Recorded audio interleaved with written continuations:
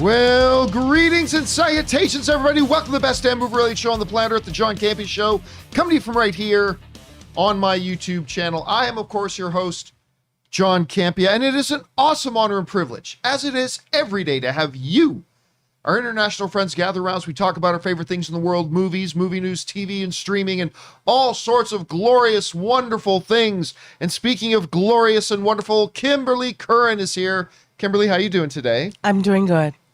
Happy to be here, man. You saw Hawkeye last night? Sure did. Midnight. We're going to talk about that a little bit here today, of course. And also joining us, he is 1-0, a perfect record. 1-0. In the bet 100%. 100%. Ray Orr is here. Pleasures. 100% in pleasures. Ray Orr is here. And guys, we're glad you're joining us here today. We do have a bunch of things that we're going to talk about here. We're going to talk a little bit about those Amy Pascal comments, because apparently they're may not be completely accurate, but we're going to talk about that in a little bit. We're going to talk about Nicolas Cage's Dracula, because of course he's Dracula. We're going to talk a little bit about The Matrix and a few things as well. But here's how today's show is going to go, guys.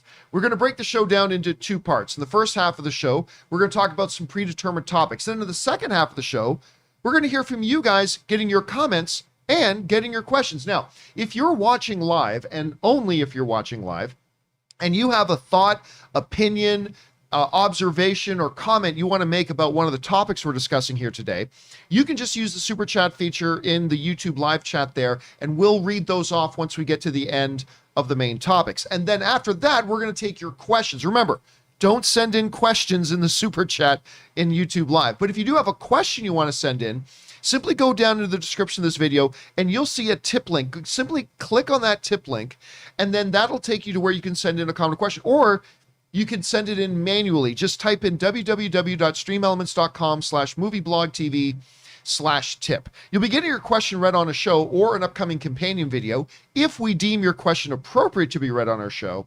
And of course, you'll be supporting our channel at the same time. And all of us involved here at the John Campea Show, thank you guys so very much for your support. And yes, I did see somebody recognize my hoodie is a Joker hoodie. Yes, that's right. Ray thought it was a, what do you think? You thought it was a Hogwarts. Harry Potter? You thought it was a Harry Potter? Gryffindor. Gryffindor. I thought it was a Gryffindor. So that's actually my Joker kind of outfit. We're going with the Joker theme today, I suppose. Okay, guys, listen, there is also one other bit of housekeeping I want to cover here. Don't forget, if you need your daily fix of the John Campea Show, but you can't be in front of a YouTube video, maybe you're commuting at the gym, maybe you're at work, good news, there is the audio-only version of the John Campea Show we call the John Campea Show podcast, and it is available on Spotify, Apple, whatever your favorite podcasting app of choice is. Just go search for the John Campea Show and subscribe to it today, so the show will be there when you need it, and we thank all of you guys who have already subscribed to the channel. One other thing, a little bit later today, it is our post-game show for Hawkeye Episode 3. That will be at 4 p.m. Los Angeles time. I'll let you guys figure out whatever that is, whatever time that is where you live. So today at 4 p.m. we will have our open spoiler discussion of Hawkeye Episode 3. Now, we're going to talk about Hawkeye Episode 3 a little bit here today, but we're not going to go into the deep spoilers. We'll save that for the post-game show a little bit later today. So you guys want to join us for that? Come on by and join us for that later. Okay, guys. With that down, let's start things off here with an off the top, shall we? And our off the top is this. One of the movies that is coming out that a lot of people are excited about, and I just cannot be excited about it. I have no excitement for it whatsoever. Doesn't mean it won't be great, because it could be great, and it doesn't mean I won't give it a shot, because I'll give it a shot. But it's Matrix Resurrections. Very little interest in it. Because I just don't see any reason to be excited. The first Matrix is, of course, iconic and legendary, and I love it as much as everybody. But the reality is most people consider that the quality of the Matrix films went down. I actually like Matrix 2, Matrix Reloaded, more than most people do. But even I would say it was a big dip in quality compared to the first one. And then almost universally, people didn't like Matrix 3. Yeah. And since that time, I really haven't liked anything the Wachowskis have done, directing-wise. They've actually made some of the worst films I've seen in the last couple of years since then. So, and then you've got this new Matrix film, and only one of the Wachowskis is coming back to do it. So I don't really see a lot of reason to be excited about it. Although I must confess, That Matrix trailer that dropped a while ago, fire. Absolute very good fire. trailer. That Matrix trailer was insanely good. I loved it, even though I'm not super excited for the movie. Well, a new trailer has come out today, a 1-minute trailer that's kind of interesting. It's really mostly footage from the old Matrix films. So it's like deja vu. It's what happens when they change something. It's a glitch in the Matrix. So they kind of juxtapose images. It's kind of meta. It's kind of interesting. But here's the thing. I started getting flooded this morning. As I was getting ready for the show and they dropped this trailer, I found out about it because I started getting flooded with people writing in saying, John, did you see that Warner Brothers has changed their minds and that they're not going to be doing their idiotic, moronic, totally backwards thinking, knuckle dragging, stupid idea of releasing Matrix in theaters and on HBO Max at the same time? Did you see they changed their minds? I'm like, I haven't heard anything about them changing their minds. It's right in the trailer. Because at the end of the trailer, and we're over here at our friends over at Joe Blow's website right now, this is a pause right near the end of the trailer. After, it says stuff like Matrix Resurrections, then it says this, only in cinemas. Nice. Only in cinemas. And people started writing in and getting excited that they're going to do it good. They're going to do right by Matrix. I hope so. Matrix is going to be theatrical only. No, it's not. No, it's not. It was too much for us to hope that maybe, just maybe, they would change course on a totally idiotic idea. But no, they're sticking with it. Because what Joe Blow actually posted up was an international version of the trailer. That is showing in countries that do not have HBO Max. Oh. And in countries where they do not have HBO Max, it's only going to be in theaters. However, what a bummer. When you look up a North American version of it, we see here's a North American version of it. I'm going to play it for a second. Matrix Resurrections. This closing screen is a little bit different. What a bummer. But in theaters and on HBO Max. So, to my film-loving brothers and sisters who were getting excited, and understandably so, seeing that, only in cinemas, and maybe Matrix was going to be given its due, given a full exclusive theatrical run, because this experiment of Warner Brothers has not worked. Has not worked at all. And it's going to continue to not work, unfortunately, for Matrix.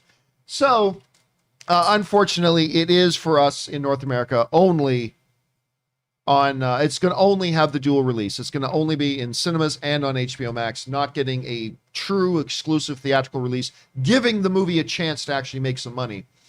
But is what it is. Sorry, guys. You're disappointed. Because I showed you that in cinemas only, and you got excited about that. Yeah, I got really excited about it.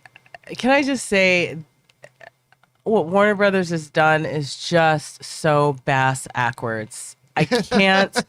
I'm so upset because I really believe I'm a little bit like our friend Christopher Nolan. Like, some films are just not to be seen for the first time on your couch. Yeah. Okay. Yeah. And this would be even though I'm not excited about it, this is one of those movies. And The Matrix 4, mind you, it came out of nowhere. Like, what? Okay. But still, I want to give it a chance, and I'm like, I want to see it in theaters. But like, if I felt the way I felt this weekend, honestly, if it came out this weekend, I wouldn't have wanted to miss it, but also I wouldn't want to be around people and get anyone sick. So I would have ended up watching it on my couch, honestly. I'm so mad at this whole HBO Max situation. And look, I get it. When they initially started, the idea was they were desperate. Yeah, I get it. They wanted a gimmick to try to create this massive flood of new subscribers to HBO Max. And listen, they have grown this year, but the problem is they've grown at the same rate and trajectory that they were growing prior to 2021. So I get it, but I was like everybody else. When I first saw that in cinemas only, I kind of got excited, and then I like, wait, is this a domestic or international thing? Then I looked up, and Anyway, the question is for you guys. Stupid. What do you think about this? Did you see that? Did you get excited thinking in theaters only that maybe they were going to give Matrix a real shot here? I don't know. What did you think? Jump on down into the comment section below and let us know your thoughts. Okay, guys. With that down, let's now move into our main topics here today. And how do we select our main topics on the John Campea Show? Well, it's really simple. You see, you guys come up with our main topics. Whenever you come across a big topic, issue, or story that you guys feel we need to cover as a main story on the show, just go anytime 24/7 to www.thejohncampeashow.com/contact. Once you guys get there, you're going to see a form. Fill it out with your topic or question. It's absolutely free. Hit submit, and then maybe, just maybe, you might see your submission featured as a main topic here on the John Campea Show. That down, Kim, what is our first main topic today? All right, guys, our first main topic is coming from Patrick R. Hey, John, Variety is reporting that Nicolas Cage was just cast as Dracula for the upcoming Chris McKay movie, Renfield. It's written by a writer for Rick and Morty with a modern approach on Dracula for another entry into Universal's monster universe. Nicolas Cage has been turning out some wild and eccentric performances with Mandy, Willy's Wonderland, and more. Don't forget about Pig. Don't forget about Pig. Oh, but that was like excellent. Yes. So I'm excited to see what he could bring to the character like Dracula with writers from Rick and Morty and eccentric Nicolas Cage. It almost sounds too good to be true. What are your thoughts? I never would have guessed this in a million years. Not a million. Not like if you're okay, there, first of all, McKay doing this, I think is really cool. I have been fascinated with him ever since I saw the Lego Batman movie. The Lego Batman movie, seriously, like, don't undersell it. I know a lot of people still have not seen the Lego Batman movie. It's wonderful. It should have made so much more money at the box office than it did. I'm not saying it's necessarily as good as the first Lego movie, but Lego Batman movie is really, really fun. And if you get a chance, please do watch that at any rate. And then, of course, he just did Tomorrowland with Chris Pratt, which I thought was pretty solid. I thought that was a pretty solid one. So he's doing this one. You got Nicholas Hoult, who's playing the main character of Renfield, who's, that. But who's going to play Dracula? I never would have guessed Nicolas Cage. But Nicky C. I'm happy about it. I think it's pretty great. Anyway, this comes to us from the folks over at the Hollywood Reporter who write, now, in a deal sealed with a vampire's kiss, Nick Cage is returning to a big studio movie and will play the meaty role of Dracula in Universal Pictures' monster movie, Renfield. Nicholas Hoult is starring as the titular character, the vampire Count's infamous acolyte and henchman, in the feature directed by Chris McKay, the helmer behind Amazon's The Tomorrow War, and the Lego Batman movie. I think I just call it Tomorrowland. That's the George Clooney movie. That's the Clooney movie. Sorry. The Tomorrow War with that. And listen, I'll tell you what.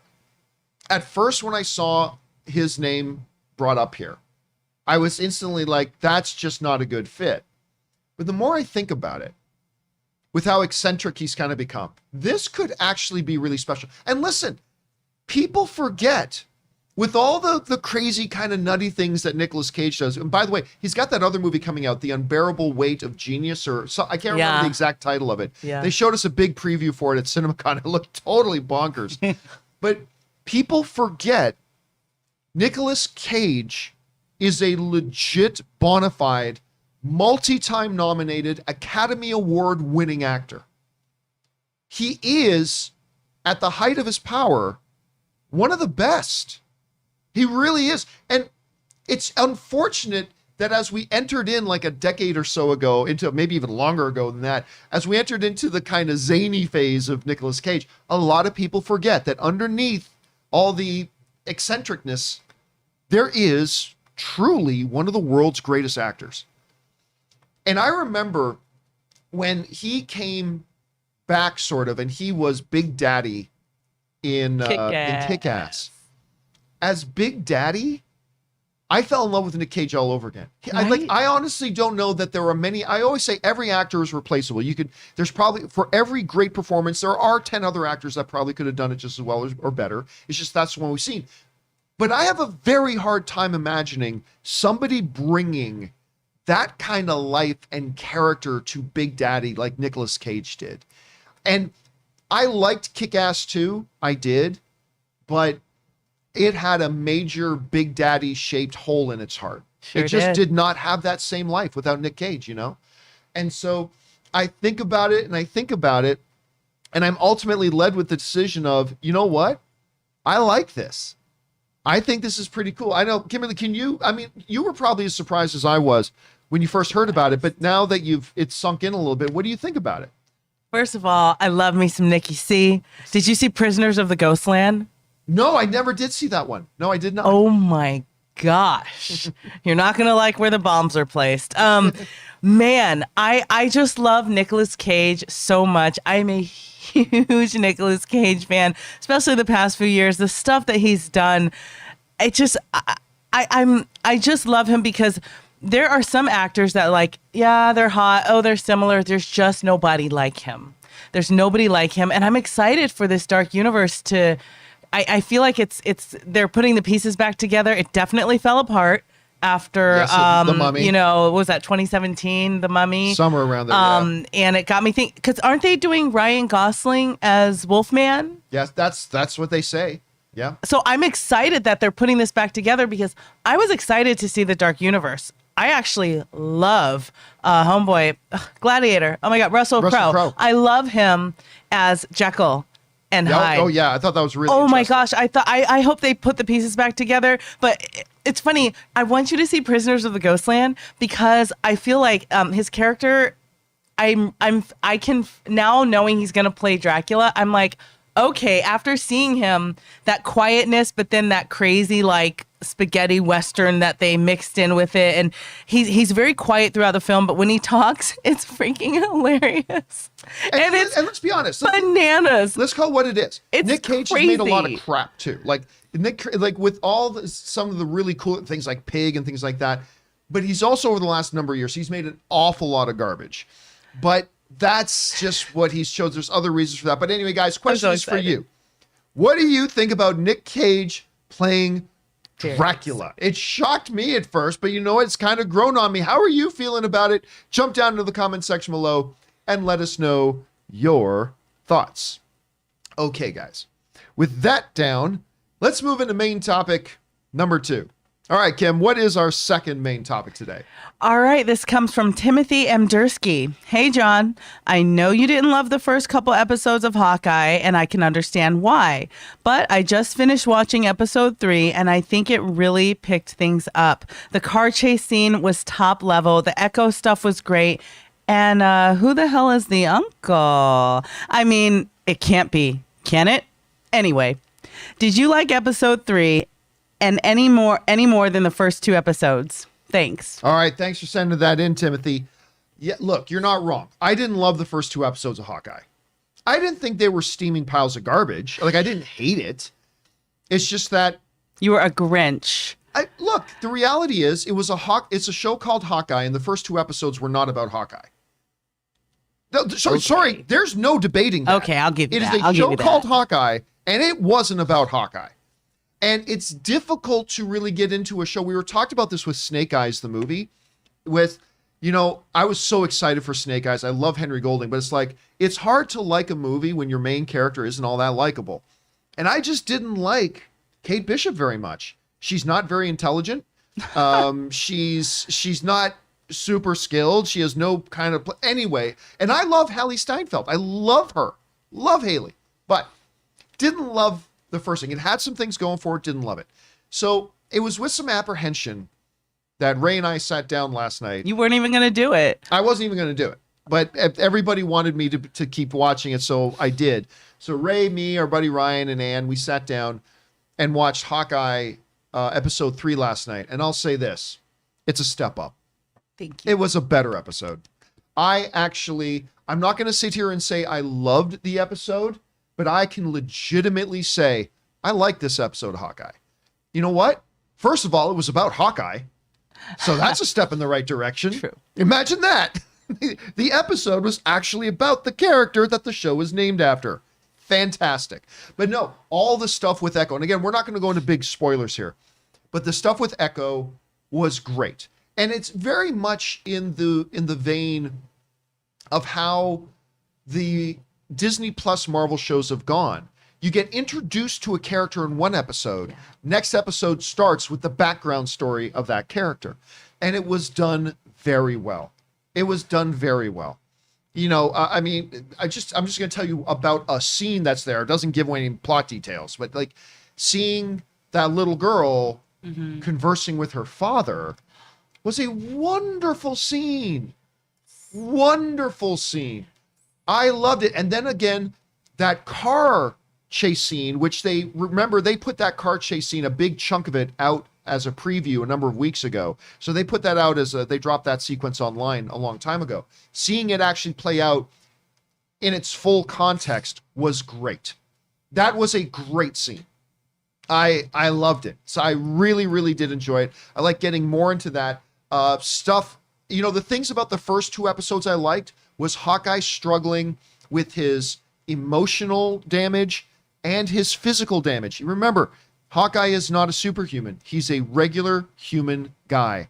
And with all the stuff he's been through, his body is now showing the wears and tears of what he's been through as a regular human. And so this episode really went into that a lot. And I thought they played it up really well.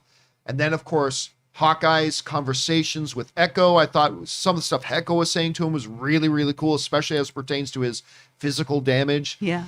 I got to tell you, did I love it? Was I jumping up and down about it?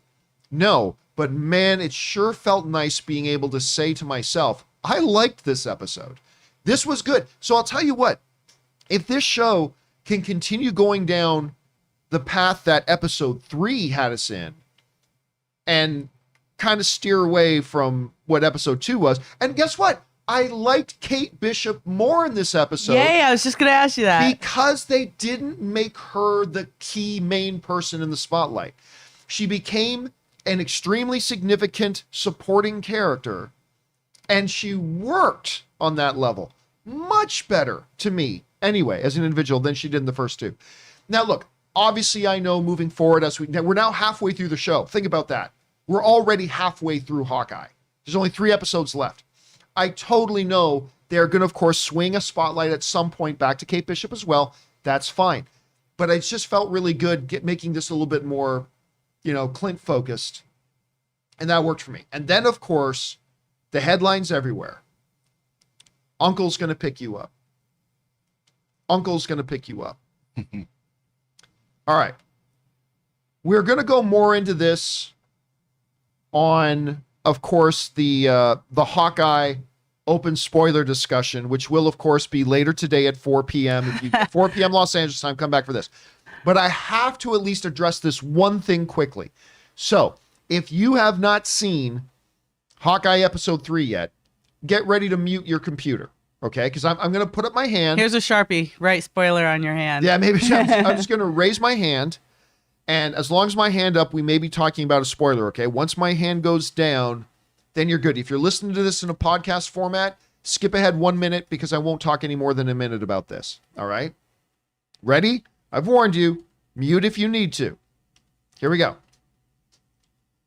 That's fucking Kingpin. Yeah, duh.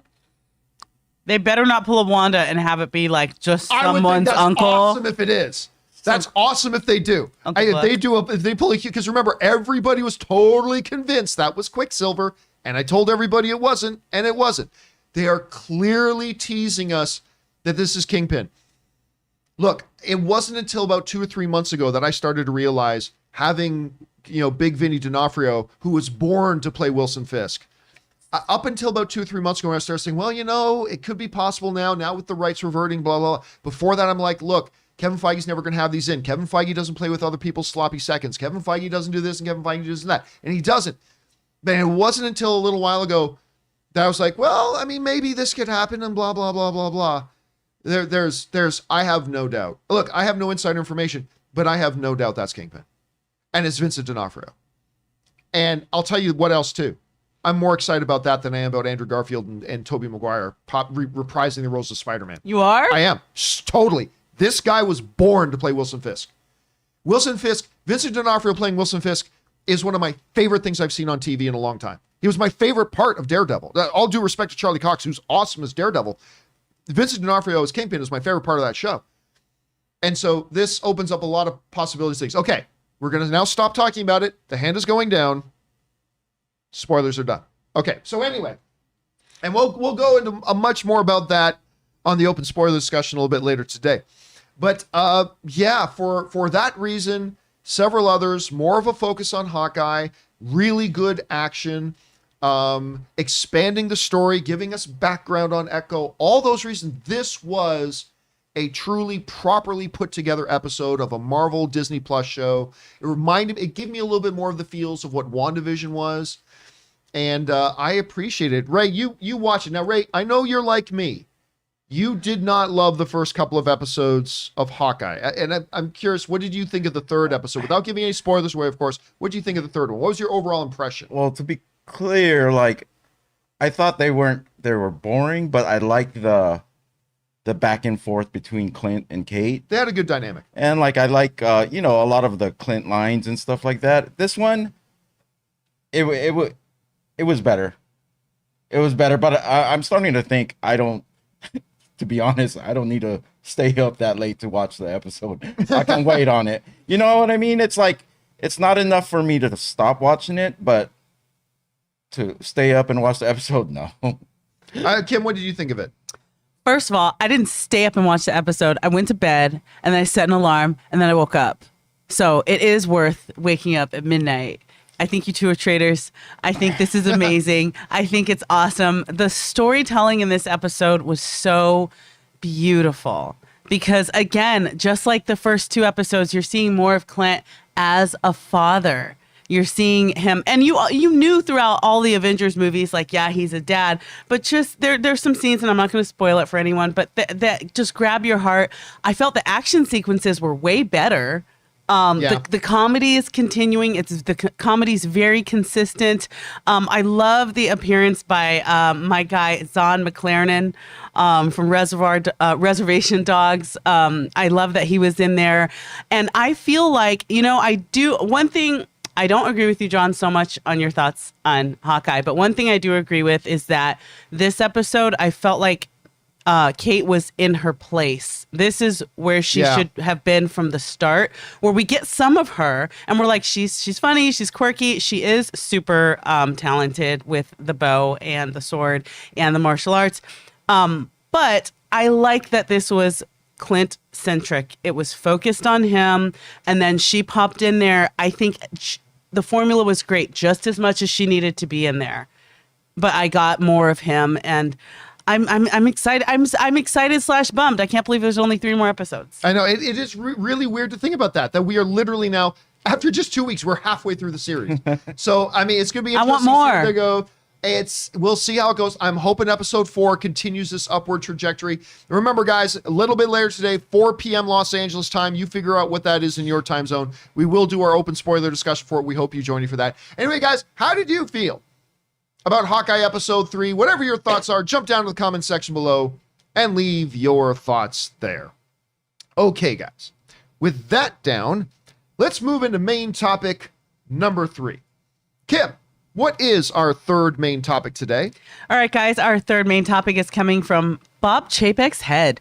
Okay. I read a really interesting report on Variety about a commissioned study that showed that almost half of the moviegoers surveyed who went to the movies before the pandemic have not got back to the theaters yet, and that their main 2 reasons were safety and the price of going. I think it's safe to say that the industry can't survive if 50% of your customers don't come back. What needs to happen to get those people back into the theaters? All right, thanks a lot for sending that in. And yes, there was a fantastic article written in Variety about the current state of the theater that I thought was fascinating. And there's a couple of things in it that are like, no duh, but they're actually a little bit more profound than that. And I thought we should take a minute here to look at that, because there's a shocking part in that Bob Chapek's head just kind of mentioned in there. And the basic idea is, so a study was done, and it was conducted with, their sample size was almost 3,000 people that were regular moviegoers prior to the pandemic. And a commission was studied by several organizations to find out like what's happening with this. This is interesting. Take a look at this. This comes to us from Variety's report. The report surveyed more than 2,500 pre-pandemic moviegoers. It discovered that nearly half of respondents, some 49%, so nearly half, of those polled once went to cinemas, but no longer do so. Their reluctance mostly comes down to concerns about safety because of the pandemic and price. The study's authors claim the clock is ticking. The report reads, the longer exhibition takes to address these issues of safety and price, the more likely it is that non-theater going behavior will be set. The clock is ticking, the report reads, the longer exhibition is movie theaters, the longer exhibition takes to address these issues, the more likely it is that non-theater going behavior will be set. This is fascinating to me. And it is a much bigger, I mean, I would have guessed 20 to 30% of people who had on some regular basis, whether it's 4 or 5 times a year or 4 or 5 times a month, then maybe 20 to 30% haven't started going back to the movies yet. This thing says nearly 50% haven't started going back yet, which explains a lot about, the fact that, Fast and the Furious couldn't hit $1 billion. Black Widow couldn't hit $1 billion. Nothing's hit $1 billion yet. Spider-Man's going to hit $1 billion, but nothing else has yet, and explains that a lot. What was also really interesting was, number one, saying that one of the reasons they haven't gone back yet is price. We can talk about that first, because that's an obvious one. I have been saying on this show this show going all the way back from Collider, AMC, For Your Consideration, all the way back to the movie blog days. I remember when I was still at the movie blog, I was writing articles on there is a systemic problem in the movie industry itself, the entire movie industry. That starts with the movie producers. It starts with the studios spending more and more and more outrageous amounts of money on movies, requiring them to make more and more money in order to be profitable, therefore forcing the movie theaters to charge more and more and more for the tickets and taking a bigger and bigger percentage from the movie theaters, making it harder and harder for the movie theaters to be in business. You know what? Give me a second here. Let me bring up the Campea Classroom just for a second.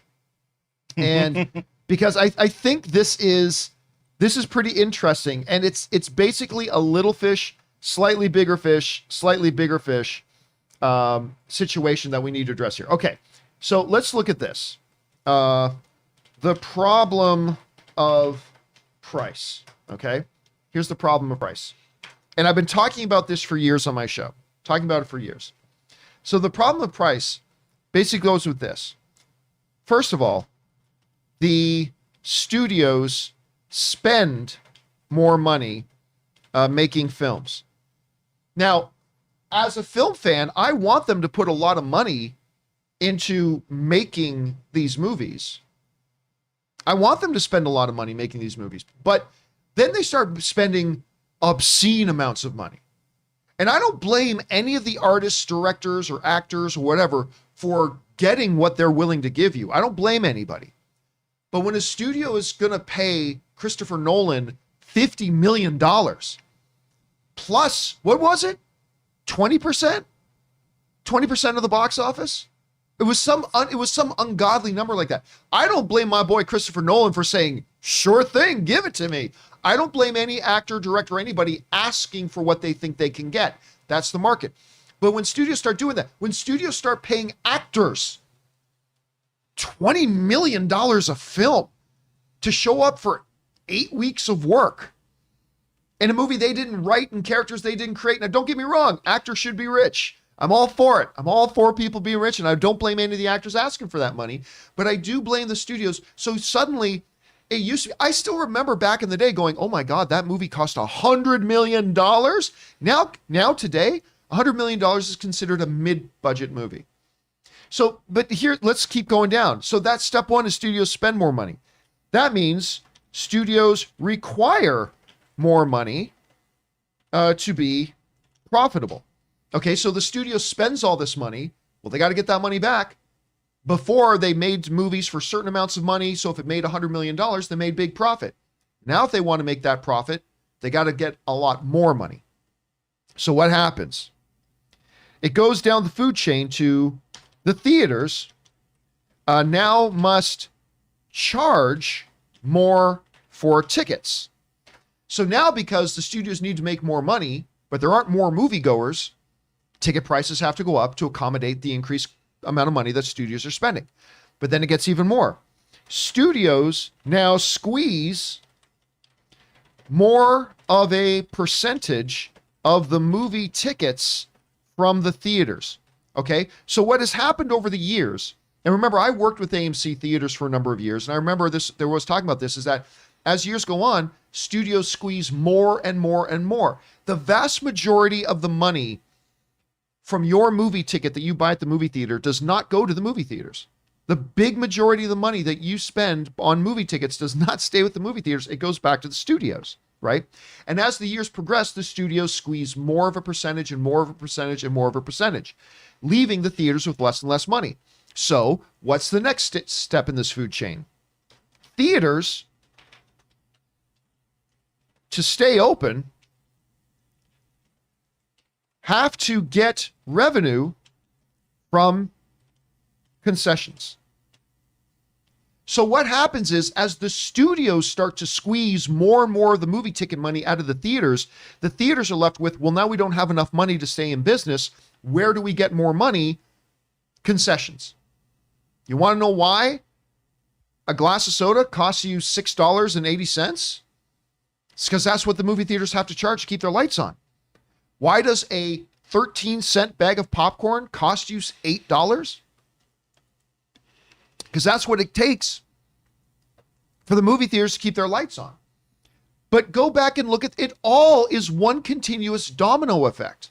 The studios spend more, spend outrageous and hand out amazing amounts of money, requiring them to make more money. So they turn to the theaters to charge more for their tickets and take more of the percentage, leaving the theaters with less money and having to compensate for that lost money by charging more for concessions. And at the end of the day, the last fish in the food chain is the audience. The audience pays for it all. What starts with the studio spending more money. I remember people used to say to me, when I would complain about this on the movie blog and in the early days of AMC, and I'd say, like, studios are spending too much money, people would always come back to me, well, John, why do you care? It's not your money. Who cares how much they're spending? I'm like, fool. You're the one who pays for it. So it is your money. And nobody listened. It is your money. Why do you care? It's not your money. Yes, it is. Because at the end of the day, you are the one who's paying for it. With a higher ticket price that the movie theater doesn't keep, so they have to compensate by charging more on concessions, and more it becomes more expensive. If you're complaining about how much it costs to go to the theaters, then you can't just start with the theaters. You got to work your way all the way back up to the top of that chain. That the studio spending has become out of control. It's come out of control. And ultimately, you can say, well, it's not my money. I don't care. It is your money. Because at the end of the day, as you go through the food chain and as the dominoes fall, it doesn't land on anybody else's feet to pay for all this except yours and mine. That's where the buck stops. That's where the bucks come from. It comes from us. So we are the ones paying for it. And I've been saying for over a decade that this is a systemic problem within the movie industry, not the studio industry, not the theater industry, the movie industry, that has to be addressed because it becomes really expensive. Now, look, I still think going to the movies is a value. You know, Ann and I went to a Lakers game the other day. We spent $300 on 2 tickets. Probably about 50 or 60 bucks on cheap food and drinks. Now, Ann is a big Lakers lover, so, I mean, we don't go to 10 games a year, but we'll go to maybe 2 games a year, right? Something like that. So, or I had a better time going to the movies and watching Venom 2 than I did watching the Laker game. I like the Lakers, don't get me wrong, but I had a much better time. I spent a tenth of the price. I still think going to the movies is a good value. Like, you want to take a date out for a night? Good luck finding a cheaper option than going to the movies. You want to take her to a concert? You want to take her to a musical show?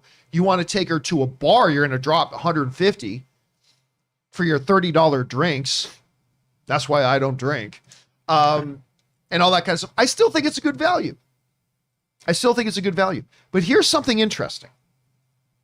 As you go down in this article, this is really neat too, because one of the things that the movies theaters have done to address this is by introducing the monthly subscription plan. It's a good value for the audience. It generates money for the theaters. But here's something I hadn't considered before. This is really interesting. Take a look at this. Okay? Since MoviePass ushered in low-cost subscription passes, theater chains have bolstered loyalty programs and subscription services like Regal Unlimited, like AMC A-List, of their own. But their sales pitch isn't working. Nearly half of the respondents said that they were not even aware of the programs or thought they were too complicated to use. This is the part that kills me. Respondents say they weren't even familiar with the programs. AMC A-List has been around now for a couple of years.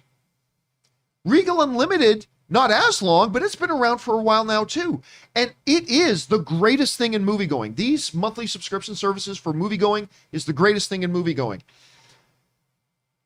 But when I read that and I realized half of the moviegoing audience isn't even aware that these programs exist, it shocked me at first, but then I thought about it. You know what? Now that I think about it, the only place I have ever seen AMC A-List advertised is in AMC theaters. Oh, that's a problem. Yeah, that's a problem. The only time I have ever seen AMC A-List advertised was when I was already in an AMC theater. And that's when the light bulb went off.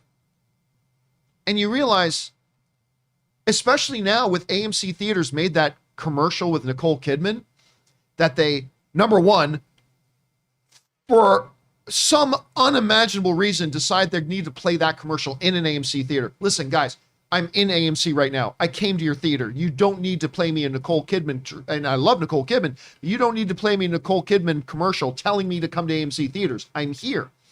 But they started playing that commercial on television, right? They were playing that Nicole Kidman. It's a very good commercial, but they're playing that Nicole Kidman commercial on television. They're buying ad spots for it and all that kind of stuff. Here's an idea. People know AMC exists. Why don't you tell them about AMC A-List? Why don't you tell them about this incredible cost-saving, wonderful program of a monthly membership that will get way more people? People know AMC exists. Why don't you advertise it? And honestly, I never even considered that before. But that makes perfect sense. As I read this article, it makes perfect sense that all these people think cost is a big problem. There's an answer to that problem with AMC A-List, Regal Unlimited, and so on and so forth. But people don't even know about it because AMC is spending their advertising dollars in all the wrong places. So there's that. They got to get the cost of going to the movies under control. It needs to start with the studios not letting their spending getting completely out of hand. And they got to start letting people know about these fantastic programs they have of the monthly subscriptions. So that was one part of it, was the cost. The other part of it was, I was surprised to see that they were all saying that a big problem them wanting to go is the fact of the pandemic. It says in the article here that there's also some sticker shock at play in the loss of customers. Some 70%, 7 out of every 10 moviegoers, of avid moviegoers, defined as people who have seen multiple movies in theaters during the pandemic, and 66% of infrequent moviegoers responded who have seen a movie during the pandemic also indicated they would go more often if moviegoing was less expensive. No kidding. No kidding. But then it also said, get this, among the filmgoers, among all the people I've interviewed for this and studied on this, 59% of them said they don't feel safe in theaters. 59% say they don't feel safe in theaters. So you've got a huge chunk of people that have not started coming back to the movies yet. And out of those people who said they're not coming back to movies yet, over half of them, well over half of them are saying it's because we don't feel, with the pandemic, we don't feel safe. Mm-hmm. Right? And that's an understandable reason. So what can you do? Well, There are some things that are being bantied about, vaccination requirements, and it said in here that 33% of those asked said, yeah, they would be more likely to come back to the movies if there was a vaccination requirement, knowing that everybody who was in that theater was vaccinated too. 33% said we would come back to the movie theaters if people said they were vaccinated, if they said there were vaccinations. Now, of course, 20% said, well, I won't go to the movie theaters if they require vaccination. 33 is bigger than 20. Just take the good business. But I know it's really, really interesting. Again, I want to encourage everybody, and I know we'll move on from this topic now here, guys. I know we spent a lot of time on it. But I do want to encourage you guys to go over to Variety and search for this article. It's really interesting. And I think it brings up a lot of interesting things about the industry and how the movie theaters and the studios need to start responding to this, because half of the moviegoers are not coming back to the movie theaters yet. People ask me, John, why don't you think Spider-Man No Way Home is going to make $2 billion? Because apparently half the moviegoers aren't even coming back to the movies yet. And that's something that's got to be solved. Anyway, guys, the question is for you. What do you make of all this? And what are your thoughts? I highly encourage you to go and read the article. Whatever you guys are thinking about it, jump down into the comments section below and leave your thoughts there. Okay, guys, with that down, let's move on to main topic number 4, shall we? Kim, what is our 4th main topic today? All right, this is coming from Corey Faust. Greetings, John and Kim and Ray. I was watching your show and a viewer mentioned that Sony sources contradicted Amy Pascal's statements about there being another Spider-Man trilogy with Marvel. You said you hadn't heard that, but I can confirm it's true. The Hollywood Reporter is saying their Sony sources have denied any plans for a new set of Spider-Man films yet. So is Pascal just talking crazy, or was she really expressing what she'd like to see happen? What do you think? All right. Thanks a lot for saying that in. So yes, this was interesting. So yesterday, of course, we talked about these comments that Amy Pascal has made. Now, Amy Pascal, who is a brilliant film executive, does not get the credit she deserves. Part of the reason she doesn't often get the credit she deserves is because her strength isn't in doing interviews. And she has been criticized over the years a bit as coming across as a little bit crazy during her interviews. And she's not crazy. She's actually a brilliant film executive, but a lot of people have been very sour on her just because she tends to say some crazy things in interviews over the years. But that changed because yesterday she said something that people wanted to hear. She said something that people wanted to hear. It's funny how when somebody's saying something you don't want to hear, they're just crazy. When they're saying something you want to hear, they're brilliant, right? Well, anyway. So yesterday we talked on the show about these comments that Amy Pascal made. And everybody loved it. And I thought it was fascinating. When she said, number one, let's be clear. She did not say that they were going to do, everybody's misreporting this. Because everybody's reporting it as she was saying they were doing a new trilogy of Spider-Man films with Marvel. She didn't actually say that. She said, we're going to do 3 more films of Spider-Man. The next one we're doing will be with Tom and Marvel. Now, that could have meant she could have meant all 3, but that's not what she said. Everybody also wanted to glance over the part where she had to catch herself from revealing something significant, where she said, yeah, we're going to do another one. It's just not going to be a part of... And then she caught herself, probably saw Kevin Feige's sniper red dot on her thing there and realized, okay, I got to stop and go on and start talking about something else. Now, after we talked about that, somebody wrote in live on the show and said, John, did you hear that Sony is denying this? And I said on the show, I had not heard that. I don't know if that's true, blah, blah, blah. Well, apparently it is, because the Hollywood Reporter had their Sony sources tell them, no, there's nothing officially planned at this point. That's just not true. I spoke to somebody from Sony yesterday who simply said to me, I have no idea what she's talking about. Now, this person that I spoke to isn't exactly the president of distribution at Sony. So maybe there was something there and just the person I spoke to briefly didn't know anything. I mean, that doesn't mean it wasn't true. I'm saying the one person I spoke to said, I have no idea what she's talking about. But this is what got kind of revealed. This comes to us from the folks over at Inside the Magic who write this. Every Marvel fan is on cloud nine with Spider-Man No Way Home 2021 nearly in theaters. With news from producer Amy Pascal that a new Tom Holland Spider-Man trilogy is reportedly in the works, the Marvel community exploded with excitement. But a Sony insider, actually there were multiple of them, just shared with The Hollywood Reporter that Sony and Marvel aren't quite ready for 3 more Spider-Man movies. Sony insiders note, though, the studio has a strong relationship with Tom Holland and Kevin Feige and hopes to continue their collaboration, but there are no official plans for a trilogy at this phase. There are no plans for a trilogy at this phase. Now, there are a couple of ways to look at this. One way of looking at it, one legitimate way of looking at it, is just saying, well, yeah, nothing's official yet. I mean, that's all it was saying.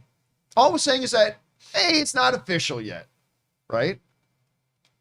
And that's legit. That is a legit way to look at it. It completely is.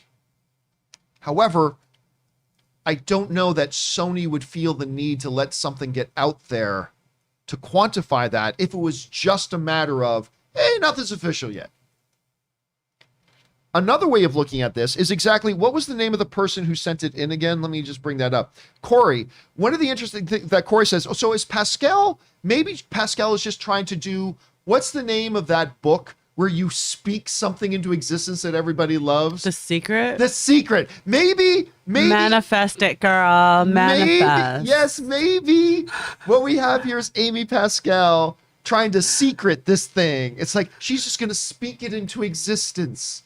Oh, yeah, we want to do this. And blah. I mean, maybe that's legitimate, too, especially when you look at past interviews with Amy Pascal and things she has said and things like that. I mean, that's possible, too. Because we all remember, too, back when Kevin Feige and Amy Pascal were doing interviews together. And Amy Pascal would say things, and Kevin Feige would literally look at her like she was crazy and then contradict her right in the middle of the interviews. Like, we all remember that from years ago, right? So embarrassing. And again, but look at this team. Look at this team. The fact of the matter is, together they have made some wonderful movies. I adore Homecoming and Far From Home. We'll see how No Way Home is. But I adore those first 2 movies. They have been a fantastic team. They've made some really good, entertaining movies.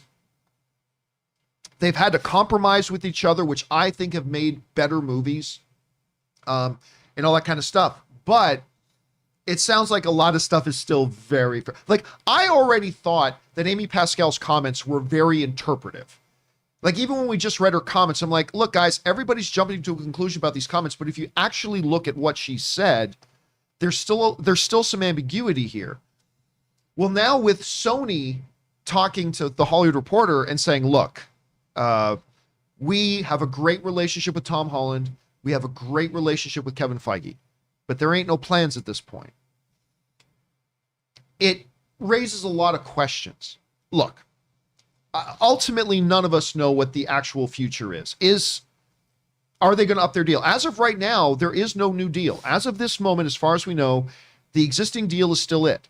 They're going to do Spider-Man No Way Home. That's the last film on the deal between Sony and Marvel, and then one more appearance as Tom Holland in another MCU film. Right now, that's the only official deal that exists. What happens after that? Is there no more Tom Holland Spider-Man? Does he go back over to Sony that I thought for a long time he was going to do? Do they re-up the deal and keep him in Marvel? Do they do a hybrid deal, which makes Kevin Feige's statements before make sense when Kevin Feige said Spider-Man is going to be the only superhero that can travel back and forth between cinematic universes? Was that Kevin Feige telling us a long time ago that there's going to be a new deal, but this time we're going to have Tom Holland Spider-Man who will do movies in different... First new movie is going to be in the Sonyverse. The second new movie, he's going to travel back into the MCU, do a movie there. And then in the third movie, he's going to travel back. I mean, I don't know. There's still a lot of stuff up here in question. But it just goes to show again that we take these comments and we get very excited when it's a comment we want to hear. I do this all the time. Everybody does that. Like, I might think a certain hockey player is crazy, but if he says something that I really like, then I'm like, oh yes, take what he says very seriously. I do that too. I mean, we all do it. I don't know. Kim, you hear you heard what Amy said. Yeah. By the way, I've met Amy. Delightful person. I mean, she does come across a little bit crazy in interviews, but I'm actually not at all. In person, no, she just comes across as a really, really nice person. I really enjoyed talking to her. But you heard what Amy said. You've heard what the Hollywood Reporter is now saying. As a fan sitting there just taking all this in, where's your head at right now? What do you think's going on? You know, I don't think people are being misleading. I mean, Hollywood is a town full of meetings, and more meetings. And so many things could be discussed. Everyone can sit in the same meeting and some people can walk away with different interpretations of what happened. And unless it's something that's very official and then you agree as a team or company to make a comment on it, because that's another huge part of our industry is that we're going to make a statement, right? We make official statements. The fans are waiting for official statements. I think you cannot think either way until someone makes an official statement. Because she could just be talking about something that, she was dreaming up and wouldn't it be great? And you go into an interview and you kind of try to put that manifestation out in the universe and see if it'll take. But what I'm interested in always is here's our official statement. Here's an official statement. And again, Tom Hanks. That's another movie. That's another movie. Tom Holland's made some interesting statements. Although they're not official, he's talking about things that he wants to do in his own career and dreams that he has for his own life that we're all interpreting in different ways. But we don't yet know what's locked and sealed in ink. So I think sometimes we mistake someone maybe just talking about what they want to do, what they'd love to do, what they'd like to see. And depending on how much we want to see that too, we can manipulate that. So I'm always waiting for official statement. We've got 3 more movies. Official statement by Tom Holland. Thank you for your years of service. That's when I'll get emotional about it. Unless I think it's Mephisto. And then I'll just run. I'll just run with the crowd. I don't know why I'm running. We're just running together. But here's the thing too, right? Today's December 1st. By the way, where the hell did November go? Oh my gosh. Where did November go? I feel like we just blinked and November had just started and all of a sudden it's December. But anyway, we are December 1st now. Wow. Tomorrow will be 2 weeks until we have our private screening of Spider-Man No Way Home. Just 2 weeks from tomorrow. Thank you to everybody who entered the... I was going to say, how are the videos coming? We got a shit ton of them in. I want to meet you guys. Hey. We got a lot of videos in because we're giving away some spots in our private screening of Spider-Man No Way Home on Thursday. Not tomorrow Thursday, but 2 Thursdays from tomorrow. So tomorrow marks 2 weeks until this movie comes out. We are all, regardless of what the Hollywood Reporter says, or Amy Pascal says, or Tom Holland says about, I'm 30, whatever, we are actually going to have a much better idea in 2 weeks. 2 weeks plus a day. In 2 weeks plus a day, we're going to have a much better idea. I think this movie is going to happen, and then it's going to end. And with the ending of that movie, some things I've seen. Oh. That I kind of wish I hadn't seen. But that's a story for another day. When this movie happens and it ends, at that ending, we are all going to have a much clearer picture about where we think everything's going to be going. A much clearer picture. So we can continue to speculate, banty all this about for a couple more weeks, and it's fun to do so, but we'll get some solid answers in 2 weeks. I think all we have to wait is a couple more weeks, and we're going to have some really solid answers. Anyway, guys, question is for you. You're hearing about this, and you're like, you know what? I'm just not going to pay attention to any of this anymore until we get some actual solid answers. Like Kim was saying, an official statement. Or maybe you are already convinced about what's happening. Maybe you're still uncertain. Whatever you guys are thinking right now, jump down into the comment section below and let us know your thoughts. Okay, guys. With all that down and out of the way, you guys have been firing in your thoughts, opinions, perspectives, observations into the super chat. Again, if you guys are watching this show live, you guys have been sending that in there. So we're going to remember, please don't send in a question. And by the way, I'm going to leave the super chat open for another 2 or 3 minutes, and then we're going to shut it down, okay? We're going to turn it off. We'll get through all the questions that have been sent in, or all the comments, I should say, but we're going to shut it down. So if you got a comment, observation, theory, opinion that you want to share, you got 2 minutes to put it in there, and then we'll be wrapping that up. Okay, anyway, Kim, what are people saying in the super chats? Hey guys, so first I want to thank Diego Ramirez for sending in a super chat. Thank you so much. And then from Elizabeth Gerardo, she says, Kingpin Confirmed. So many movie fans do not understand what the definition of confirmed is. Ain't nothing confirmed. According to fans, if there is a shadow that is in the shape of the person that I think it is confirmed. Don't crush my dreams. The scratches on the wall kind of are in the shape of an M. Mephisto confirmed. Yeah, people don't understand what the word confirmed means. So no, at this point, nothing is confirmed. Things are implied. Implied is a different word. Kingpin implied. All right.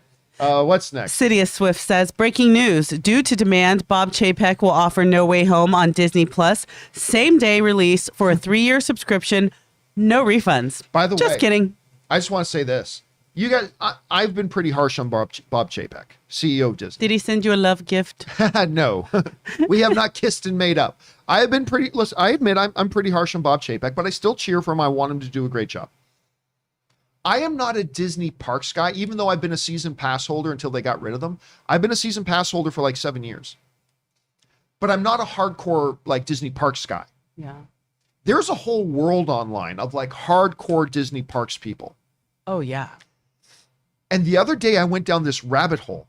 I did not know how viscerally the hardcore Disney park fans hate Bob Chapek. Oh. I had no idea. Like, I've gotten some comments from people before saying, hey, now you know what us parks people have been feeling like. Like, I had no idea the visceral nature of just how much they hate Bob Chapek. So after watching a bunch of their videos of like things and reading a lot of the comments that have been going on and stuff like that, yeah, I could kind of see that as something Bob Chapek would do. Wow. But anyway, there's that. All right, what's next? Unbeatable says, hey, John, my Nicolas Hammond 70s Spider-Man TV show cameo and Tom Holland Cineplex listed twice comment yesterday was a joke. I should start adding an LOL at the end of my shit. No, LOL. you really do, Unbeatable, and I'll tell you why. Because so many people think that there's a scratch on the wall that looks like an M. It must mean Mephisto. You have no idea how many of our fellow fans actually like think that. So it sounded totally legit when you wrote it. Thanks for following up. All right, what's next? All right, guys. Quiet Canvas says, I want a shirt or mug that says ketchup and eggs. I want a shirt that says, what was it? Chef of Pleasures. That's what it was. Chef of Pleasures. Chef of Pleasures. Oh, my God. Cooking it up for you. It reminds me of one of my favorite moments on Parks and Rec. I have tons of those. Of when Ron Swanson, people didn't know he was actually the jazz superstar. What was his name as the jazz superstar? Duke Silver. Duke Silver. Thank you. Kudos to you, Kim, for knowing that.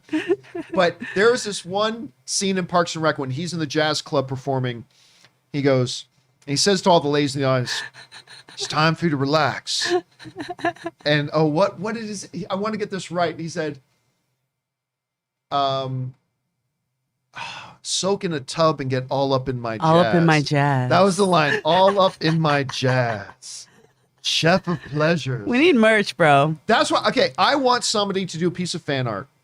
I want Ray in a chef hat, looking seductive, with the words. Okay, no. Chef of Pleasures. Oh my God. That's what I want to see. I want to see Holy that. All right. cow. Wait, Sorry. John, can I? Yes. For a second. The Amazon family or whatever. I don't. Adopt a family. Yeah, adopt a family. The Adopt a Family. Yep. Someone ordered gift cards, but they were sent to them. So how does that work? I don't. I'm sorry. I didn't. You know, that's I didn't mean to a interrupt. we'll have to deal with that. Okay. We won't deal with that with on the Okay. show here. But Okay. they probably ordered it the incorrect way. They put it in probably their mailing address. Okay. All right. What's next? KH says, couldn't catch the live stream yesterday, but Ray for the win. Big surprise. Big surprise. Yeah, Ray is 1-0. He's undefeated. All right, what's next? Takio the Vintage sends in a super chat and says, hey, John, I think the final trailer might drop somewhere between December 2nd and December 7th. That's probably a good guess. Also, I can't buy tickets for No Way Home yet. Ticket sale is on December 3rd. Oh, well, I guess that would all depend on what country you Where live you in. at, bro? But yeah, listen, I think, look, I was so dead convinced. I mean, I knew it was possible it would drop, but I would have put $100. I would have paid $1,000 not to eat ketchup on eggs. But I was so convinced that all the stars aligned. The tickets go on sale on Monday. Monday Night Football, when they often drop big, huge trailers for the big movies. There hasn't been a third. Their last trailer did not say final trailer, it just said trailer number 2. I was so convinced that we were going to get another trailer, but you are probably right. It's probably really going to be somewhere in the next week and a half or something like that. If there's going to be a third one, that's probably when it's going to drop. So you're probably right. All right, what's next? All right, Al Renshaw says it's pretty safe to go back to theaters. It depends on where you live and who you are, right? Like if you live in a place like LA where there are vaccination mandates in order to be able to go to a movie theater, yeah, it's a much safer place. If you live in places where and also in California where as of right now, the rates are dropping still. There are some other places where the rates are rising and maybe there aren't safety procedures. So it really all depends, Al. All right, what's next? Al Renshaw says we need to get John to eat ketchup and eggs again. I will do everything in my power to make sure that never happens again. Like, thank God I had Pepto-Bismol. Thank God I had Pepto-Bismol. All right, what's next? Alan Gonzalez sends in a $20 super chat. Thank you for that, Thank you, my man. friend. John, you shouldn't be surprised for the generosity of the community you have built. Lots of people follow you for a long time, me included. Your generosity is contagious. I'm glad I'm a part of this great community. Look, let me be very, very clear. I am not surprised that our community is generous. We've got some really wonderful people up in this space. Couldn't wrap my head around how generous. Amazing. By the way, I will give you guys a little bit of an update on the adopt a family situation. Now, just so you know, Ann and I every year, we will do, because I told you guys, get into adopt a family on your own. It doesn't take tons of money, $200-$300. Do it yourself, get together with some friends, pool some money, maybe a little bit more. Ann and I usually do somewhere between $500 and $1,000. That's what we do. And it really makes a family's day. It makes a year for them, really. They just love it. But because of you guys, not only did you wipe out the wish list twice with all the items they needed, you guys also donated $1,800 in Amazon gift cards. Oh my gosh. So that the mom is going to be able to get anything else she needs for her kids. And then on top of that, you guys have donated $5,000 since yesterday. Oh my gosh. On top of all the Amazon items, on top of the $1,800 in Amazon gift cards, you guys donated an additional $5,000 since yesterday. So when we go to this family's house in a couple of weeks, we are going to be traveling with 3 SUVs because it's going to take us 3 SUVs to take all the stuff that you guys have sent. We're going to be able to give the mom an $1,800 in Amazon gift cards to buy more stuff for her kids or her family, whatever they need. And we're going to be able to give them a $5,000 prepaid Visa card to pay bills, expenses, household needs. Hell, I hope they take a little bit of a family vacation. Whatever it is they need or want to do with that. And that has all come from you guys. I know our community is generous. I've done marathons for disaster relief. I know what our community can do. I just continue to be overwhelmed by the size of our community's generosity. That never ceases to amaze me. We as a film fan community can do a lot of freaking good. And I'm always amazed by how willing people want to help those in need when the need is presented to them. And I'm incredibly proud of our community, and it's just been awesome. All right. Sorry, I got sidetracked there. What's next? Man, y'all got me crying. You got me straight tripping, boo. Okay, Cutter Hale sends a super chat and says, today's Hawkeye was good. I've enjoyed all 3 episodes. Belfast is finally coming to my theater this weekend. I'm seeing it, but waiting for Licorice Pizza. Unpopular opinion, I just don't like the trailers for Licorice Pizza. You don't? They gave me you didn't get goosebumps? No. I don't think it looks all that good. Thinking about your first love. That doesn't mean the movie won't be great. There's lots of great movies that I love that I didn't like the trailers. And I know the movie will probably be great. Look who's making the film. Of course it's probably going to be great. I'm just going to be honest with you. The trailers have done nothing for me. Really? Yeah, haven't done anything for me. I'm more interested in Belfast. Belfast was fantastic. And if anyone's ever seen Crooklyn, I at the end of the movie, I turned to my mom and I said, this is the Irish people's Crooklyn. that movie is so good. And Kenneth Branagh's story. And oh, you guys, please go see that movie. It's beautiful. All right, what's next? Harv's K says, I know you're not a Beatles guy, but the Get Back doc on Disney Plus is an absolute gold mine for fans. Scott Mantz must be going insane watching this. That's all I can think about. Whenever I see a commercial for that Get Back documentary, all I can think about is Scott Mantz. And, think about the fact that I'm actually not much of a Beatles guy. I don't think they're bad, don't get me wrong, but I'm, for that era, I'm more of a Stones guy. They're not my top 10 favorite bands or anything like that. Yeah, I actually think the Beatles are overrated, but I will never say that with Scott Mantz in the room because he might actually physically assault me if I ever do. All right, what's next? I'd pay money. Unbeatable says, I'll only watch Cage's Dracula if he steals the Declaration of Independence and uses his Con Air accent. By the way, underrated Nicolas Cage movie, Con Air, with John Malkovich.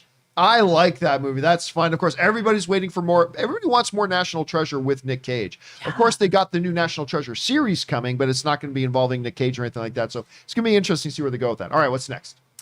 Casey Mack says, don't think I could take Cage seriously as Dracula, but we have all been proved wrong before, so let's see where this goes. Listen, never forget, he is a multi-time nominated Academy Award-winning actor. Dude's legit, and I just think a lot of people have forgotten that. All right, what's next? Ruby Gutierrez says, my last finals test is on December 16th. Nice. And hopefully I can get to see No Way Home that same night. Good way to top off a stressful week. Dude, listen, I do not. You know what? Ann, one of the big differences between Ann and I, this is one of the big differences between Ann and I. I remember when I submitted my final paper, and I could not express in words how grateful I was that I will never have to do that again. That my final assignment, it was actually a real estate law assignment, having to do with liens, So the last assignment I handed in, I remember so grateful. I will never have to do this again. Anne has 4 degrees. Oh my God. She always just wants to go back to school. Wow. She finished her bachelor's. That was fun. I want another one. Went out, got another bachelor's. Then she's like, time to get my master's. Went out and got a master's. Then a couple of years ago, she said, you know what? I want another one. So she went out, went back to USC, got another master's. Now she's angling for her PhD. And like, and now she's teaching. She's now teaching at the University of California. Like, she's teaching now too. Are you serious? Oh yeah, she loves school. She's teaching? Yeah. She's teaching. Is it Wednesday? Today is Wednesday. She is officially my woman crush Wednesday. I mean, official. That's insanely amazing. She loves school. Holy crap. And I'll never get that about her. I'll never get that. She wants to be in school learning. And you know one of the reasons why she wants to even like be a full-time professor someday maybe? Is because if she's actual faculty, she can take more courses for free. Dang. She wants to teach so she can still be a student. I love that. Ray, you've got that runs in your family, right? Well, I'm just saying, like, I've always felt that no matter how old you are, your brain could always learn something new. Oh, absolutely. Whether if it's school or whatever, from watching YouTube, she should never stop feeding it because there's always something, you can learn about, like, learn something new every day. Yeah, you could watch a documentary, like you said, on that documentary about beer or whatever you guys watch. Bourbon. It's about bourbon, yeah. Bourbon. Just that one thing, bourbon.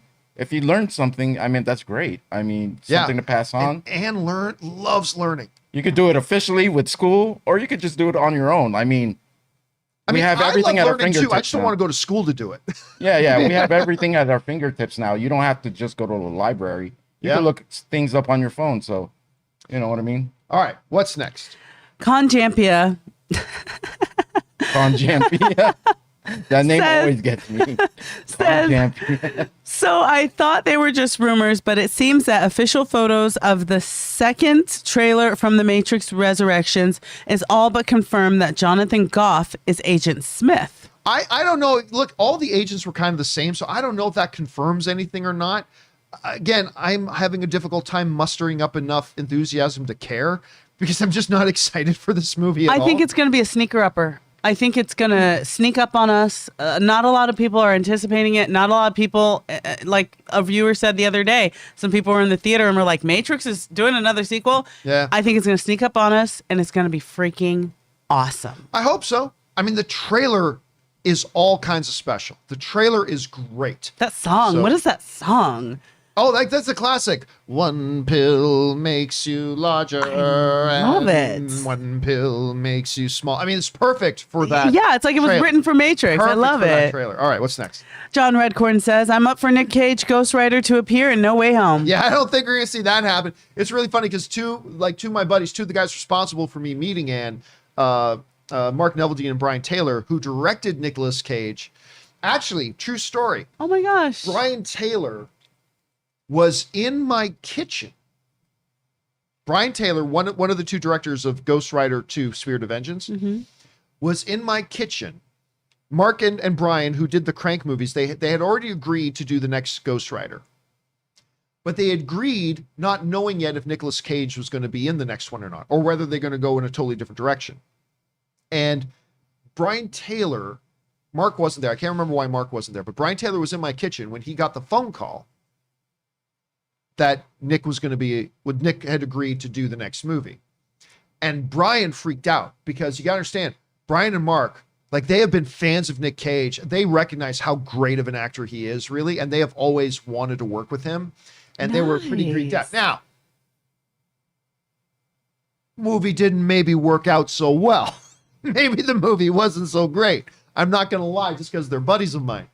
The movie wasn't so great, but still, I remember how excited they were about that. But I don't think I'm ever going to see Nick Cage as Ghost Rider again. All right, what's next? Harry Vaya says, thanks for giving me the chance to donate to your Adopt a Family yesterday. I tried to buy some of the stuff on the wish list, but I kept getting a message saying it was unable to deliver. Yeah, I think there was some glitching going on because everything oversold so fast, which is crazy. So thank you so much, Harry, for contributing to that cause, man. That's awesome of you. Thank you so much. What's next? Don Miller says, if you haven't seen 2019's Color Out of Space, you need to. Nick's performance is very good. We get that serious, polished performance that he's capable of and the eccentric zaniness as well. You know what? He's had so many films come out the past few years, and so many of them are so utterly forgettable that there's a number of them that I don't even know. I mean, obviously there's a few special ones in there, absolutely, but I'm not even familiar with that one. I'll keep my eye open for it, Don. Thanks for putting it on our radar, buddy. All right, what's next? Griffin Harrer says, they must have the Danny Elfman music playing as Toby swings in if he's in No Way Home. The fans would go nuts. Such a great intro theme song and so nostalgic. Listen, I believe for a while that if Toby and Andrew are in this movie, that you will get shots of their individual scores from their individual movies. Like, I don't see how you get around doing that. I think you got to do that, right? That'd They be did pretty that for cool. Superman and Justice League. They played the old John Williams, just a few notes of the John Williams beat in there. At minimum, they're going to do that. Minimum. All right, what's next? Ben Rayner says, love the Hawkeye episode. There has to be a perfect balance of focus between Clint and Kate just to make everyone happy. Really enjoyed last night. Listen, Ben, I agree. It was a big step up, I think, from the first two episodes. It just had deeper moments, better action, more stuff on Clint. They really set it up. Again, it's still just weird to think about that. We're already halfway through the show. It's weird to think about that. crazy. All right, what's next? Al Renshaw says, we need a bet on if that was Wilson Fisk in Hawkeye. Ketchup and eggs again, John? We all want to see you eat that delicious meal again. No, see, that's never going to happen. But here's the thing. You can't make a bet on something unless you feel strongly. Like, I felt strongly that we're going to drop a new trailer on the 29th, the day the tickets go on sale. I felt strongly about it. I don't feel strongly either way on if Wilson Fisk is going to be in this. I think he very well could be. I think he very well might not be. But I don't have a real strong leaning either way, so that's not a bet. You can only do a bet if you actually have a strong opinion about which way things are going to go. All right, what's next? All right. Angela Dashner sends in a $49.99 super thank chat. you, What the Angela, what? so much for supporting us in that. Listen, Angela's actually been one of our viewers who's been around ever since I went solo. Like, ever since I started the John Campea Show, Angela's been around. So anyway, thank you, Angela, for that so much. Thank What did you. Angela have to say? She says, thanks, John, for bringing everyone together to help your adopt a family. Inspired my husband and I to sponsor a local family who needs Nice. help.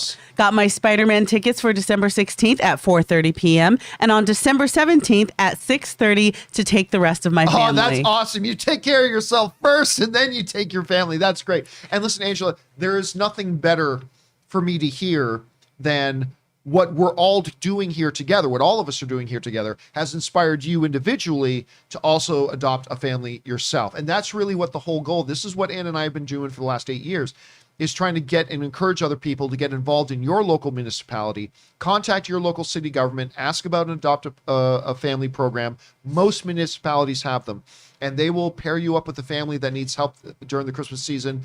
Do it yourself, get together with some friends and pool your money and do it together, whatever. Just more people need to get involved, and I'm super grateful that you're doing that, Angela. And thank you again for being around here and for supporting our channel on that level. Really appreciate it, Angela. Thanks a lot. All right, what's next? Norwegian Kryptonian says, why is concert, sporting events, stand-up comedy selling out and cinemas struggling? Went to a stadium gig with Guns N' Roses. The place was packed. Yeah, so here's the thing that everybody forgets. This is the part that everybody forgets. This guy was trying to argue with me online about, and that's, oh yeah, the great use of your time, Campea, having arguments online. Yeah, I know. I should know better. But when you look at a football game, okay, great. There will be one football game in your city for 2 weeks. Say you live in Tennessee, right? You want to go see the Titans play. Great. Last week they were on the road. This week they're here. Next week they'll be on the road again. So in that 3-week window, you got one game that you can go to. There's one game in one location happening one time. Meanwhile, there are 18 to 20 cinemas, each with on average 5 to 8 screens per cinema, each showing 4 to 6 movies screenings per day, every single day. Do the math. Do the math. It is infinitely easier to fill a football stadium one time in 2 weeks in one city than to try to fill to 50% capacity, 45 screens, running 4 showtimes a day every single day in that same city. It's not an apples to apples comparison. Yeah, Joe Coy's in concert. Great. Ann and I went to a Joe Coy. That was one performance in town one time. So yeah, it's not an equivalent. It's going to be much easier to fill a hockey arena than it is to try to fill, and in Los Angeles, I don't know, what are there, 200-300 screens in Los Angeles? It's going to be a lot easier to fill an NBA basketball game twice a week than it is to try to fill up 200 screens 4 times to 6 times a day every single day. It's not an apples to apples comparison. It's a different scale you got to operate on there. So anyway, there's that. All right, what's next? Joshua Mickle says, I would love to see before MCU movie plays like a Pixar short, a Deadpool versus Punisher, John Bernthal, gun fu battle, awesome 45 minutes of fun. And expensive and pointless. I mean, that's the thing, right? It's expensive and pointless because what do? They do that just for fun, but then everybody's going to complain if it's not made part of canon. So now you have to plan out. First of all, you got to pay Ryan Reynolds. You got to pay John Bernthal. You got to probably drop $10 to $20 million to get your productions, your locations, all that kind of stuff. Make this 5 minutes short. But now you also got to worry about how does this tie into canon? Because if you don't make it canon, a whole bunch of people are going to cry. So yeah, it's different for Pixar because Pixar can do a short story about anything. And it becomes a great proving ground because the woman, the good Canadian kid, by the way, who's directing Turning Red, well, they got her to cut her teeth off with Bow, which is one of the best short films that Pixar's ever done. So it's a totally different thing. But hey, yeah, listen, if I was a movie fan sitting down waiting to watch, I don't know, Ant-Man 3, and all of a sudden they did a short 5-minute Deadpool short, of course I would love it, but the cost ratio benefit isn't really there for them to do it. That's the only problem. But I would love it with you, man. All right, what's next? J.R. Wheeler says, John, the 2 multiplexes within 50 miles of me closed. Oh, that sucks, man. I wonder how many other more rural theaters closed due to the pandemic. Listen, man, even in a major metropolitan area like Los Angeles, a Hollywood mainstay, the ArcLight theaters. I think it's safe to say the ArcLight in Hollywood was probably the place to go. That's where when not going to his own movie theater, that's where Quentin Tarantino would go to the movies, is the ArcLight in Hollywood. It's iconic. The ArcLight chain shut down. Unimaginable. AMC nearly didn't make it. If it wasn't for the whole stock meme thing that happened, they would have been gone. AMC theaters would be gone. Imagine how impossible that would have been for the smaller theaters, the local theaters. You know, when Aaron and I were at CinemaCon, we met this incredible family. I think the mom and dad were both like, one was an engineer, one was a lawyer, and they lived in a major city. And they're both like, one day they were just on the internet and saw in some little local town in the Midwest, somebody was selling a movie theater. So they're just like, you know what? Let's just uproot our lives. Let's go and run a movie theater for our life. That'd They make took a their cool kids, indie film. and now we like Aaron met them herself and she brought them over to me and we hung out with them for a bit. Aw. But it's like, now that's what they do. The whole family works at the movie theater. You know, the kids sell the tickets and work the concession stand. The dad's doing the books. The mom's, managing the facility. And they just all work together as a family running this little movie theater. So cool. I was so happy to see that they had survived. But yeah, you can imagine a lot of these theaters, it's hard to have a business when there's no customers. And that sucks, man, that those theaters closed around you, dude. Hopefully there will be an era of recovery coming. Hopefully. All right, what's next? Elizabeth Gerardo says, it's not about the money for me. It's about seating for disabled people. Example, if I go to see Belfast, the screen is so close to my face, whereas Eternals, it's at a better distance. Listen, that's always a big thing. I know, like, for instance, in the AMC theaters that I go to, they have if you're wheelchair bound, they have specific sections where wheelchairs can go. And they're kind of midway. And those are great. I love sitting behind those seats because there's bars there and I can put my feet up and there's usually nobody there. So for me, it's kind of my favorite place to sit. But those are good. But I've been in movie theaters where I've looked around and there's no designated spot for somebody with an impairment like that to actually comfortably sit and watch the movie. And so they would literally have to go right up to the front of the theater.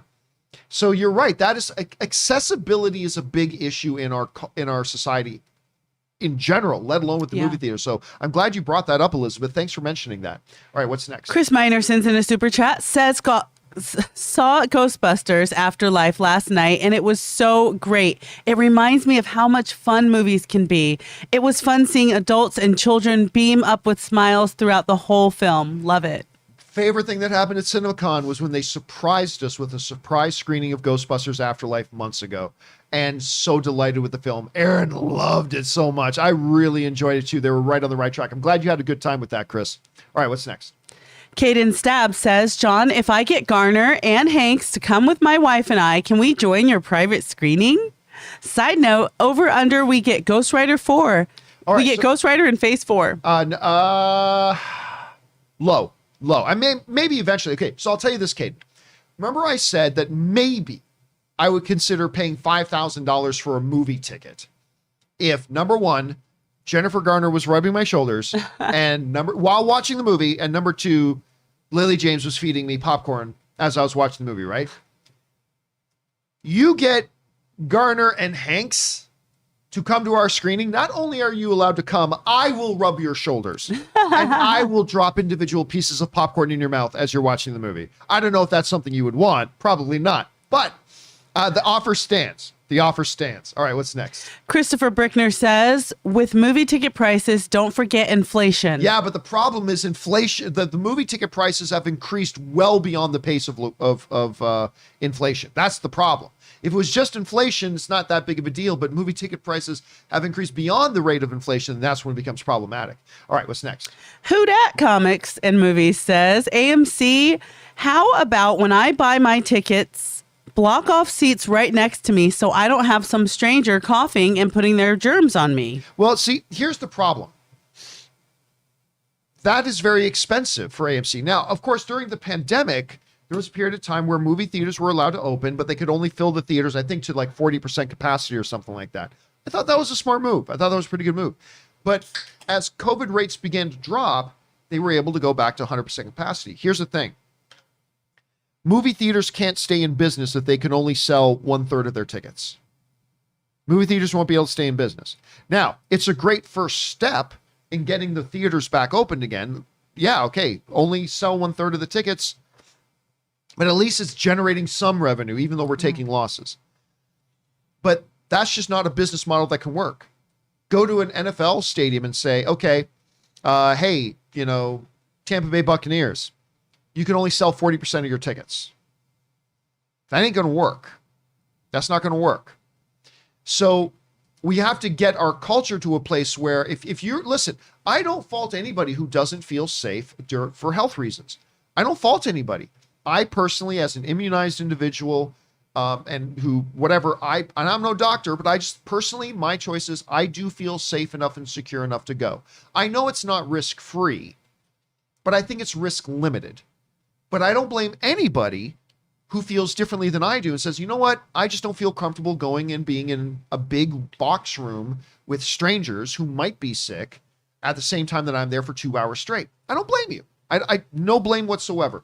I personally do, but permanently going on and saying we're only going to sell 40% of tickets, it's not a business model that works for them. All right, what's next? Nike Boy 128 says there's no way Sony will make more Peter Parker-based movies without Tom Holland. The audience won't accept another reboot. Tom Trilogy or Miles will happen.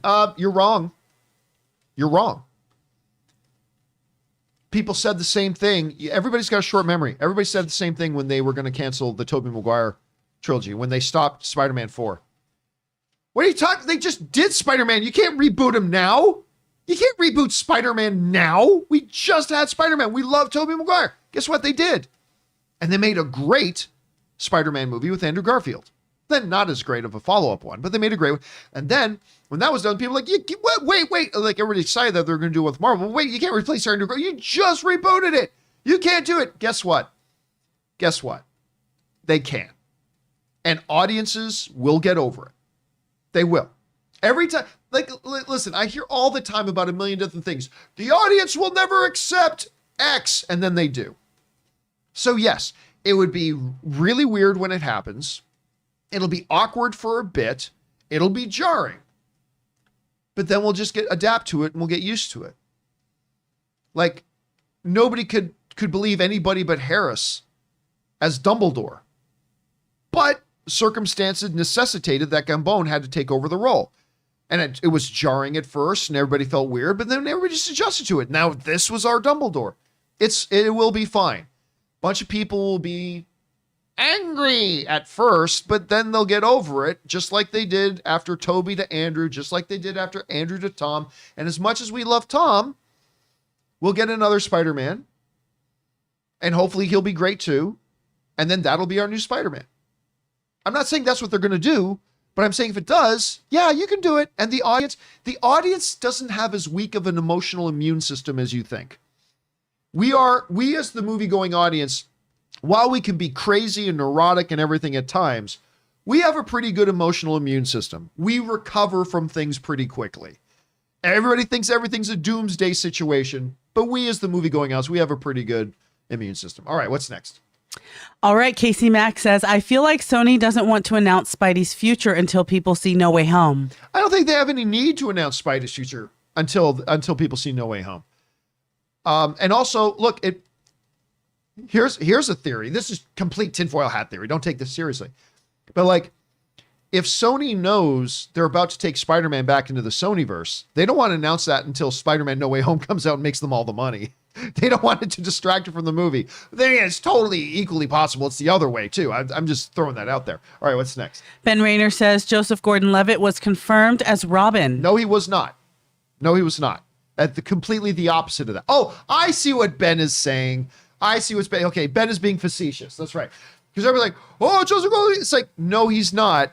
Christopher Nolan himself said giving him the name Robin at the end of The Dark Knight Rises was simply a tip of the cap to fans of the original Batman and comic book Batman. He was not actually Robin. So I see what Ben's doing there. Ben's just being facetious. All right, what's next? Elseworld Gaming says, hi from Scotland. Just wanted to say hi. Thank you, Elseworld. Thanks for being here, man. All right, what's next?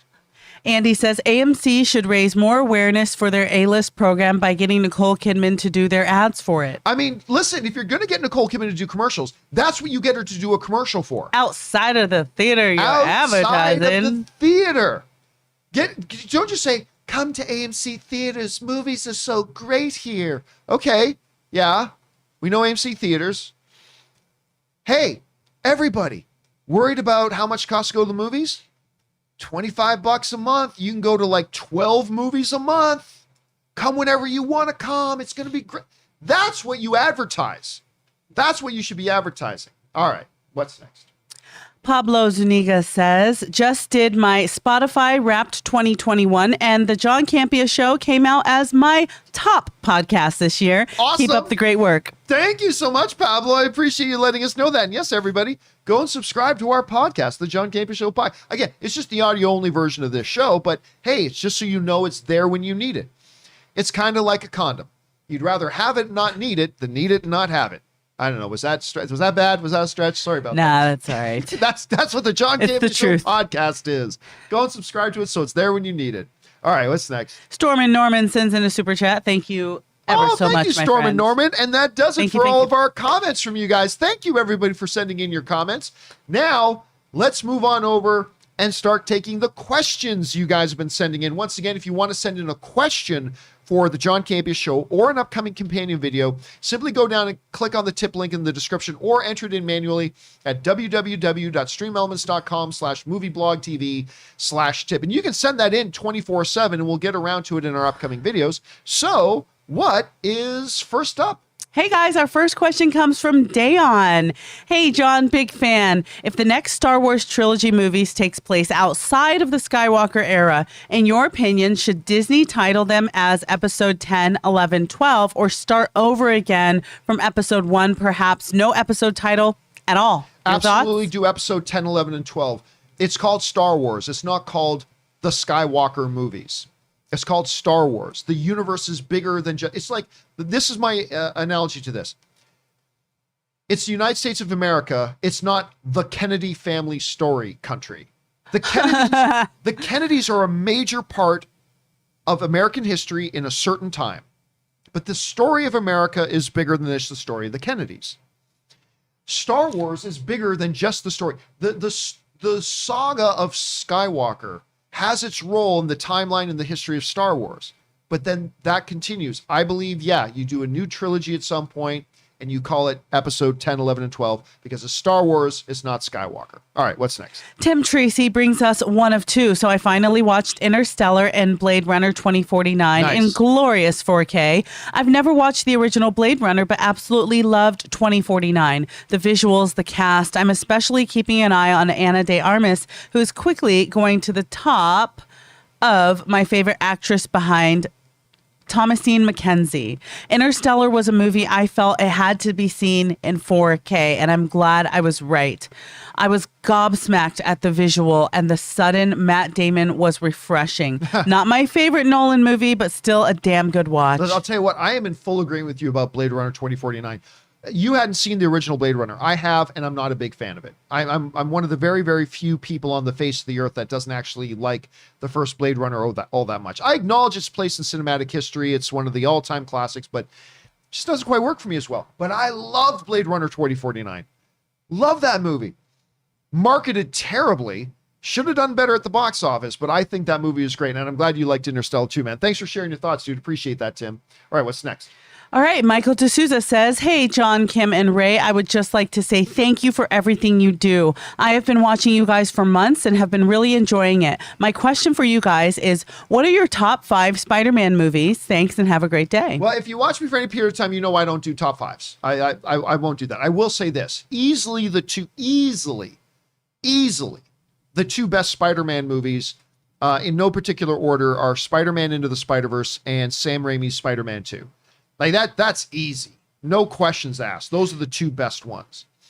Then easily the two worst ones, I think everybody would agree, was Spider-Man 3 and The Amazing Spider-Man 2. I don't think you're going to get a lot. I mean, obviously everybody has different opinions, but I don't think you're going to find a lot of people that don't agree that those are the two worst Spider-Man movies.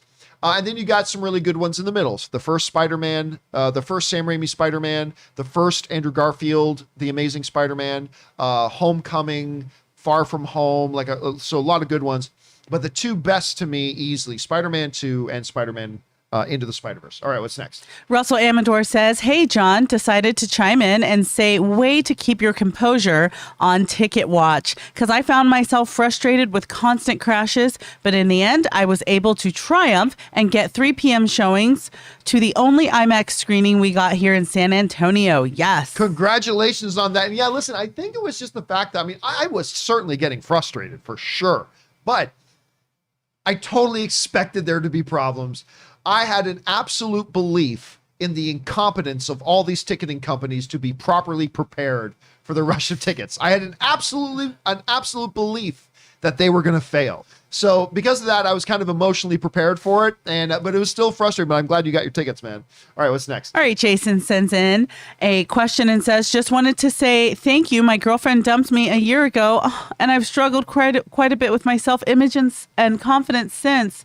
You have helped me in very tough times, John. Thank you." Justin, dude, here's the reality. There's something in life that there is just no solution for.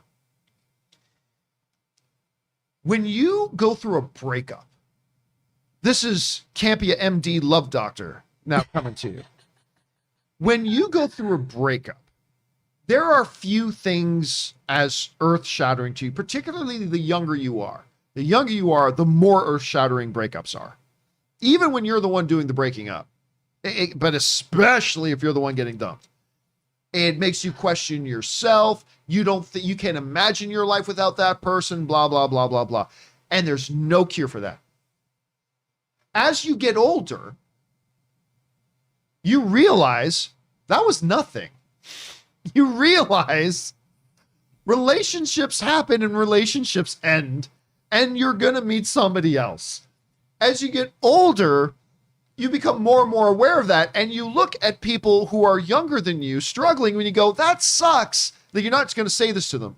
That sucks, but I now know it's not that big of a deal. I was in their shoes, and I remember how awful it felt. But it's one of those things in life, it does not matter.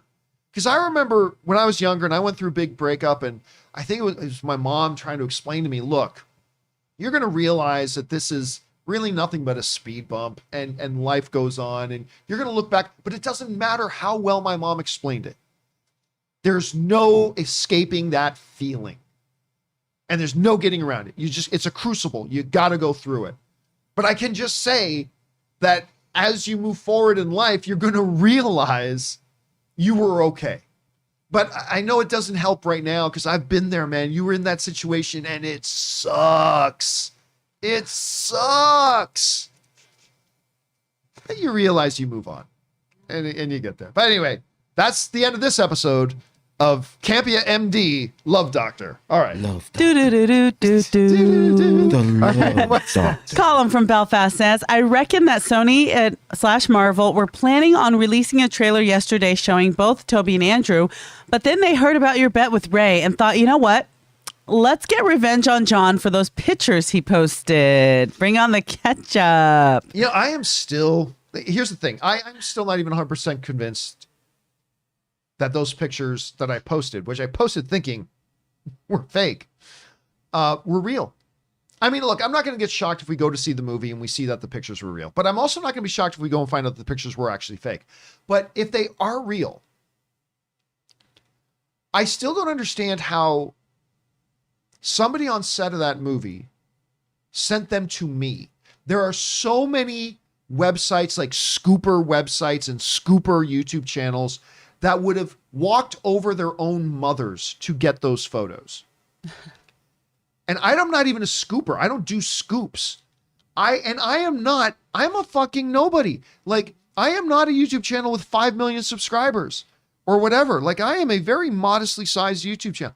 How on earth somebody on the production of that movie, if those pictures are real, sent them to me? I have no idea. Like, that's part of the other reason why I completely believe that they were fake, because why would they send them to me? Don't be modest. No. The reality is, look at my YouTube Everybody channel. knows.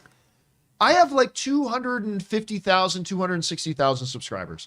There are so many YouTube channels with exponentially multiples more than me. Yeah, but our community's super engaged, though. Our I believe that community our is super community is engaged, more no doubt, engaged yeah. than people that have a few million that like haven't tuned in a while. Our community's like, we're family. We can conquer anything. Family. We ain't got friends. We got family. All right. What's next? Mad Max says, John, Ticket Watch 2021 was the most fun I have had on a live channel in a long time. Can you have a I Survived Ticket Watch 2021 t-shirt made?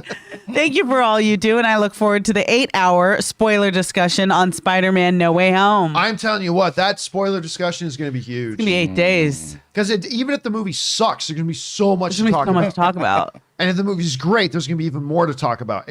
I'm telling you, Sunday, what's it going to be? 17th, 18th, 19th. Sunday, December 19th. Just mark it down. Clear your schedule. Because that's going to be a long one. That's going to be a long one. Our open spoiler discussion for Spider-Man No Way Home. Now, some people have already started telling me, why don't you do it earlier than the 19th? Long one. I have a rule. I don't do it earlier than the Sunday after a movie opens. I know a lot of people will drop their spoiler videos the day a movie opens. Yeah. I don't think that's a good idea. And I suppose I could do it on the Saturday, but I want to give people enough of a chance to go see the movie. If we do it Sunday late afternoon, that means people could have seen it Thursday night, Friday, Saturday, and even early Sunday screenings, and then they can participate in the open spoiler discussion. So Yeah. Sunday, December 19th, just clear your day now. Just clear it and be ready for it. All right, what's next? Paul Trummer says, hi, John. This may seem like a stupid question, but No stupid questions. But with the Death on the Nile and Army Hammer situation, what's the reason they didn't get another actor to shoot Army scenes? Is it budget, time issue, or something else I'm missing? Love the show. I take it back, Paul. That was a fucking stupid question.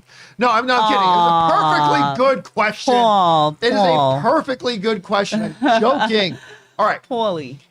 So here's the thing. Yeah, well, why don't they here? You said it yourself right there. It's the budget. It is literally tens of millions of dollars. This isn't like that one movie. I keep forgetting the name of it. All the Money in the World. All the Money in the World, where Kevin Spacey was replaced by the late, great, good Canadian kid, Christopher Plummer. Because Kevin Spacey didn't have a lot of scenes in that movie. It was and his scenes were relatively isolated, and they were able to kind of go back and reshoot those, no problem. Army Hammer, from all reports, is the male lead of this movie. So that means you got to get all the locations back. It's beyond reshoots. It's a redo. It's a redo. It really is. Yeah, it's a total redo because you got to get all the sets rebuilt. You've got to get all the cast back who are involved with all those scenes with them. You're basically redoing like probably 40% of the movie. Yeah. So you are talking tens and tens and tens and tens of millions of dollars for a movie that is already going to struggle to break even. You go out now and hire, I don't know, what's the name of the guy again who played Schmidt on New Girl? He did the voice of Peter Parker in Into the Spider-Verse. Jake Johnson. Jake And Johnson. he played Nick. And he played Nick, that's right. Yeah. So you go out and get Jake Johnson, who I really like, to replace Army Hammer. Okay, great. But your movie was already going to struggle to break even. You now add $50 million more on top of that in expense. It's hopeless now. You're never going to break even. Now, granted, they're probably never going to break even as it is because they can't go out and junket this movie with Army Hammer in it. It's just going to be a circus. It's a lose-lose, but except now you can't just add $50 more million of expense to it. It's just too complicated. All right, what's next? Big Vent Energy says, hey, John, got my tickets to see No Way Home on December 16th at 7 p.m. at Adam's app a couple of hours after they went live. By the way, why doesn't Warner Brothers just delay Matrix 4 just 2 weeks so it's a 2022 release and gets a theatrical only release rather than losing out on the box office? Because they're Warner Brothers. And by the way, they don't need to move it out of 2022 to make it be theatrical only. It's their movie. They can just say Matrix is going to be theatrical only, like they should have done with Suicide Squad, like they should have done with Dune, like they should have done with King Richard, like they should have done with all these movies. Just say, oh, it's our movie. Yeah, okay, we get to decide. Let's just theatrical exclusive. That's what they should have done all along. But they made a stupid decision and they're sticking with it, and thankfully it's almost over. All right, what's next? Brandon Housebus says, hey, John, been a fan since the good old AMC days. Thank you, Brandon. Just wanted to say that Spider Weekend is going to be awesome. I'm taking my mother for her birthday to go see Genesis on the 16th, and then my whole family to see Spider-Man Friday evening. Wait, like Genesis? Genesis? Like the Phil Collins band Genesis? Like the Mike and the Mechanics band Genesis? The she seems to have an invisible touch. Like that Genesis? Are they touring again? Like I had heard Phil Collins started performing again. Oh, really? Like I had heard he had started performing again, but I didn't know they were. By the way, Phil Collins is one of the greatest. Like one of the greatest artists ever. That's as far as I I'm gonna go love with that. Phil Collins. Freaking His love him. soundtrack for the Tarzan movie was fantastic. I love Phil Collins. I didn't know Genesis was touring again. Anyway, good on you, Brandon. All right, what's next? Lawrence says, what kind of mics do you use? I ask because every time someone on the show increases the pitch of their voice, the sound cuts out. Like if you squeal and say we. No, it has nothing to do with the mics. I'll tell you why that happens. It has to do with my loud ass mouth. Sorry. No, it doesn't even have to do with that. Here's what it is. I'll tell you a little behind the curtain secret here. It's not the microphones. By the way, the microphones we use are Rode Procaster microphones. They're fantastic. I love these mics. But I'll tell you why. Every once in a while, like, right? Did you see my voice disappeared? Watch. I'll do that little squeal again. You'll hear the voice for a second, then it'll disappear. It kind of comes in and out. The reason that happens is because we're in Southern California and we're in a little room, and Ray is very, very heat sensitive. But then again, I'm Canadian, so am I. I'm very heat sensitive. Now, I have a standing individual air conditioner over in the corner that is on the entire show. As a matter of fact, here's what I'm going to do. So what happens is I have an audio filter and a software audio filter engaged that takes out any background noise in the room. So you guys, you don't hear that air conditioner. You have no idea how loud that air conditioner It's is. so loud, you guys. It's My first day on the show, I was like, Mr. Campea, should we turn that off? He's like, they can't hear it. yeah, they can't hear it. Now, one of the repercussions of that filter, though, is that sometimes when we do certain sounds or whatever, the software will interpret that as a background sound and then cut it. So what I'm going to do right now, I'm going to actually turn off the filter. I'm going to see if it works. So let's just be dead silent for a second, and then after a few seconds of silence, I'll turn off that noise suppressor, and let's see if you can hear it. Okay, ready? So we're going to go silent now. Now do you hear the air conditioner in the background? I'll let the air conditioner in the background play for a second. So here, and then I'll turn the suppressor back on. Hear that? That's the difference. So that's how loud it is in here with the air conditioner going. But I don't think you guys want to hear. I don't think you guys want to hear that air conditioner running. But again, one of the drawbacks is if we do a little, then you don't hear it. It cuts it out because the software thinks that is background noise. But normally it doesn't affect things. It hardly ever affects when we're talking. It never affects when we're talking. Someone said it sounds like a PS4. Which is true. So yeah, there's that. Anyway, a little bit of behind the curtain magic there for you about how we make this show work. All right, what's next? All right, Keith Williams brings us a four-parter. John and gang, been watching you since the AMC days from your Superman versus Batman discussions. Oh, thank you, man. Your show is about 50% of what my brother and I talk about daily. Hear me out. If Toby and Andrew aren't in No Way Home, some people will be upset, which would be their own fault. But what other cameo could make those upset movie viewers feel the same impact Toby and Andrew would have had? I believe if Ryan Reynolds shows up, it would be a huge wow for the audience. After all, Deadpool will be another superhero that can travel between the movie universes. Like Spider-Man, what cameo do you think would have the same effect? Thank you for the years of quality and passionate work. No part 4, haha. Okay, so let's say, for argument's sake, that Toby and Andrew aren't in this movie, and everybody in the world, except for Kim, believes that they will be in the movie, and Kim is going to be the smartest person in the world.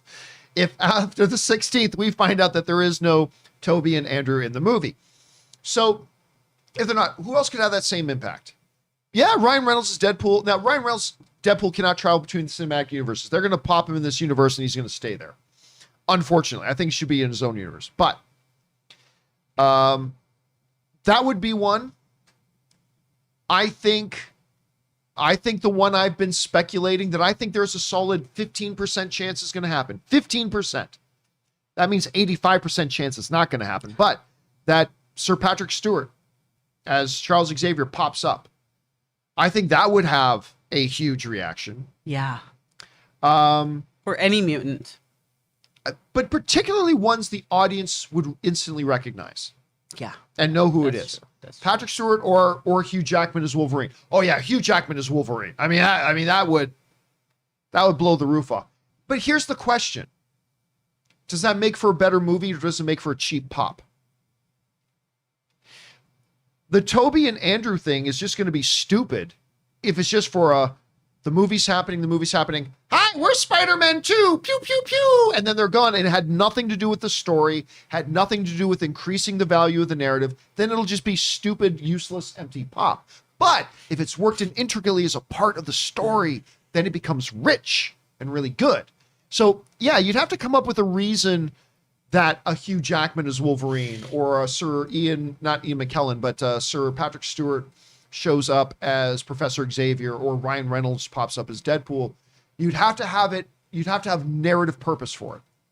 Otherwise, it'll just be a stupid fan service pop that would actually take away from the depth of the movie. But yeah, those are a couple that come to mind. That would give you that pop. All right, what's next? Okay, Craig says, I, for one, thought you were right about the third trailer. Congrats. So did I. Congrats to Ray on the win. Not sure if you remember, John, but I was the one a while back who asked you and Rob who would be the next face of the MCU. I appreciate the 10-minute answer. Made my day as I listen daily. Furthermore, Ticket Watch 2021 was great. Got my tickets at 3:30 3D and 7:40 IMAX.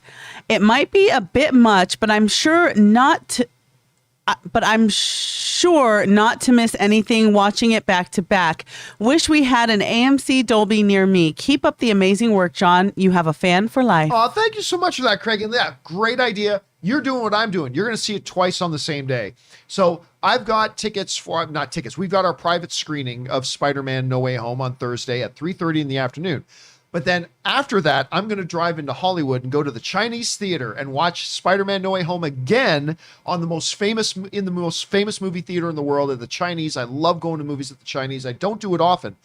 I really should, but I'm going to be going with a couple of buddies of mine to see it later on too. So very excited for it. Thanks for writing in, Craig. Appreciate that.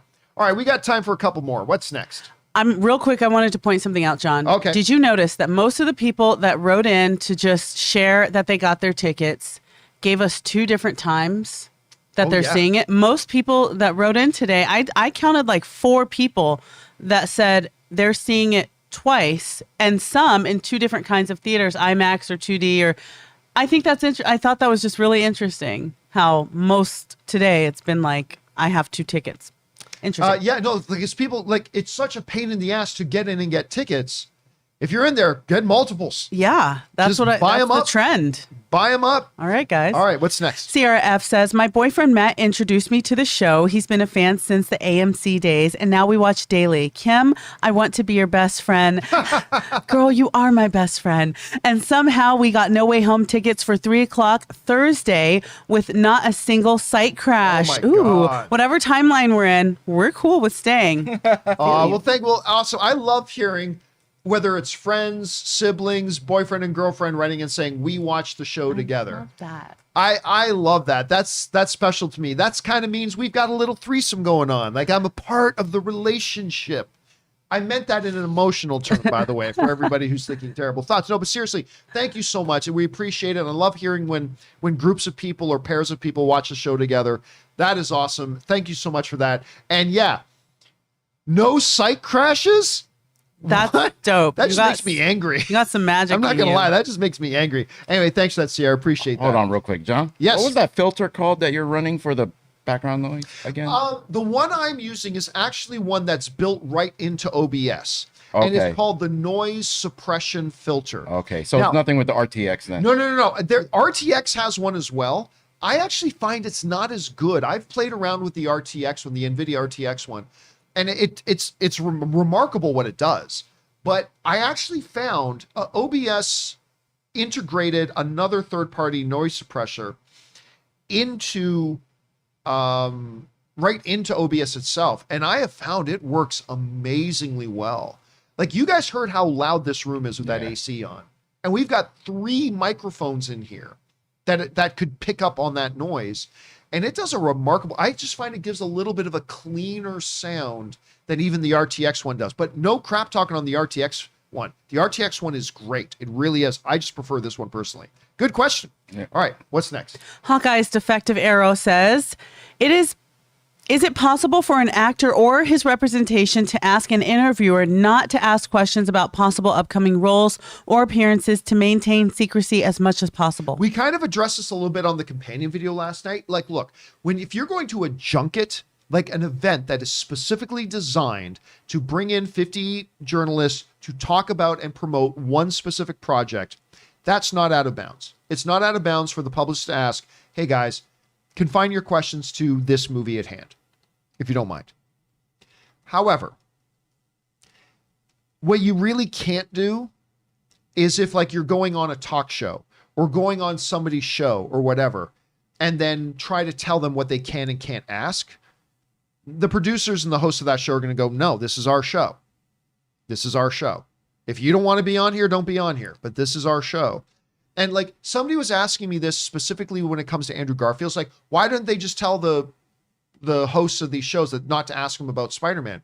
You can't. Number one, if you're like the Today Show, if you're one of the interviews on Today Show, you are not doing your job if you don't ask Andrew Garfield about Spider-Man. Sorry. Look, all due respect to Tick, Tick, Boom. I really like Tick, Tick, Boom. I love that movie. All due respect to it. There ain't 10% of people, not 10% of the people who more care about Spider-Man care about Tick, Tick, Boom. 10 times as many people care about Spider-Man than they do about Tick, Tick, Boom. And if Andrew Garfield's going to come on the Today Show to promote Tick, Tick, Boom, great. But the interviewers are simply not doing their job. If they know 10 times of their audience want to know about Spider-Man, then they are simply not doing their job if they don't ask them about Spider-Man. And then Andrew Garfield can give any answer he wants. So at a junket, it's one thing. On your individual show, it's another. So you got to be prepared for that. All right. What is next up? All right. Next, this comes from Chloe Fanning. For $25,000, you could just go see Spider-Man in Paris and have a nice Paris vacation with $2,000 a night on cocaine and Spider-Man. Cheers. Yeah. No, we don't endorse human trafficking here. But yes, there's a lot of lifestyle decisions you could make for $25,000 instead of dropping it on one showing of Spider-Man in your own hometown. Absolutely agree. All right, what's next? Sai says, the Wheel of Time show has some problems, but overall, I'm liking it a lot. We've barely scratched the surface of the lore and the story, so I hope they really hit their stride soon. It looks like the quality is improving per episode, so that's promising. Now, I've seen the first 4 episodes. I think episode 5 has dropped. I don't know. Listen, I'm enjoying it so far. I'm not loving it. And I do feel like it's getting a little bit better. So I'm going to be on board with it for at least a few more episodes, and we'll see if it does take that big upturn that we're all hoping that it does. All right, last question of the day. What's next? Jackie L says, greetings from Nova Scotia. I was born in Nova Scotia. I was born in the great city of Halifax, Nova Scotia. Good to hear from you, Jackie. All right. My personal dream casting for Wolverine, good Canadian kid Jared Kesso, Letterkenny. Show creator and main character, a.k.a. Wayne from Letterkenny. You know what? No lie. It's funny that you bring that up. Let me just get my email here. I was literally just emailed today. I could bring it on screen, but I shouldn't, because I don't want to give away any email addresses here. But I was literally just, and let me see if I can get this on screen. Let me see what I can do here. Give me one quick second here. You do that, and then do this. Okay. All right. So I was literally just today sent this. I was literally just sent this. That, like, literally today, I was just invited to go and to interview the cast of Letterkenny today. which is just so funny because Letterkenny doesn't come up much on this show. I just think it's funny that you're just writing in talking about Letterkenny and that you'd like to see the dude play Wolverine when just today I just got sent this invitation to, and I'm not going to do it. I don't do interviews anymore. I don't generally like doing interviews, but it's just kind of funny that all happened at the exact same time. This kind of happened at the same time. I love it.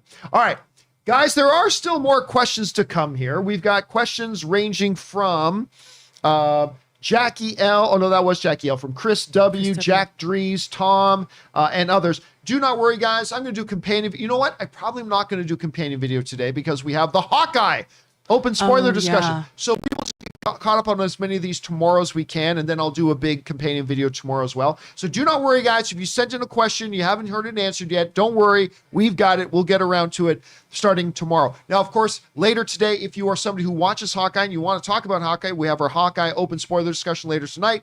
Come and join us for that. But for now, that'll do it for today's installment of the John Campea Show. Thank you guys so much for being here and making this show part of your day. Big special thank you to all you guys who sent in the comments and sent in the questions. Number one, because it gave us great fun things to talk about. But number two, you supported this channel as you did it. And all of us involved with the John Campea Show, thank you guys so very much for your support. Want to thank Kim for being here. Kim, where can people find you? Hey guys, yeah, you can find me on Instagram at WasGoodKimberly. And of course, the victorious one. The victorious. The doctor of pleasures. The chef of pleasures. Victorious. Ray Ora's here. Ray, where can people follow you? Ray Ora with a 0 instead of O. And you guys follow me on Twitter. I'm getting close to 100,000 followers. I got like 97,000 followers on Twitter now. Nothing happens if I hit 100,000. Nothing happens at all. It'd just be kind of fun if I did. So go and follow me on Twitter, simply at John Campea. That'll do it for me, guys. Thanks a lot for being here. My name's John Campea, and until next time, my friends, bye-bye.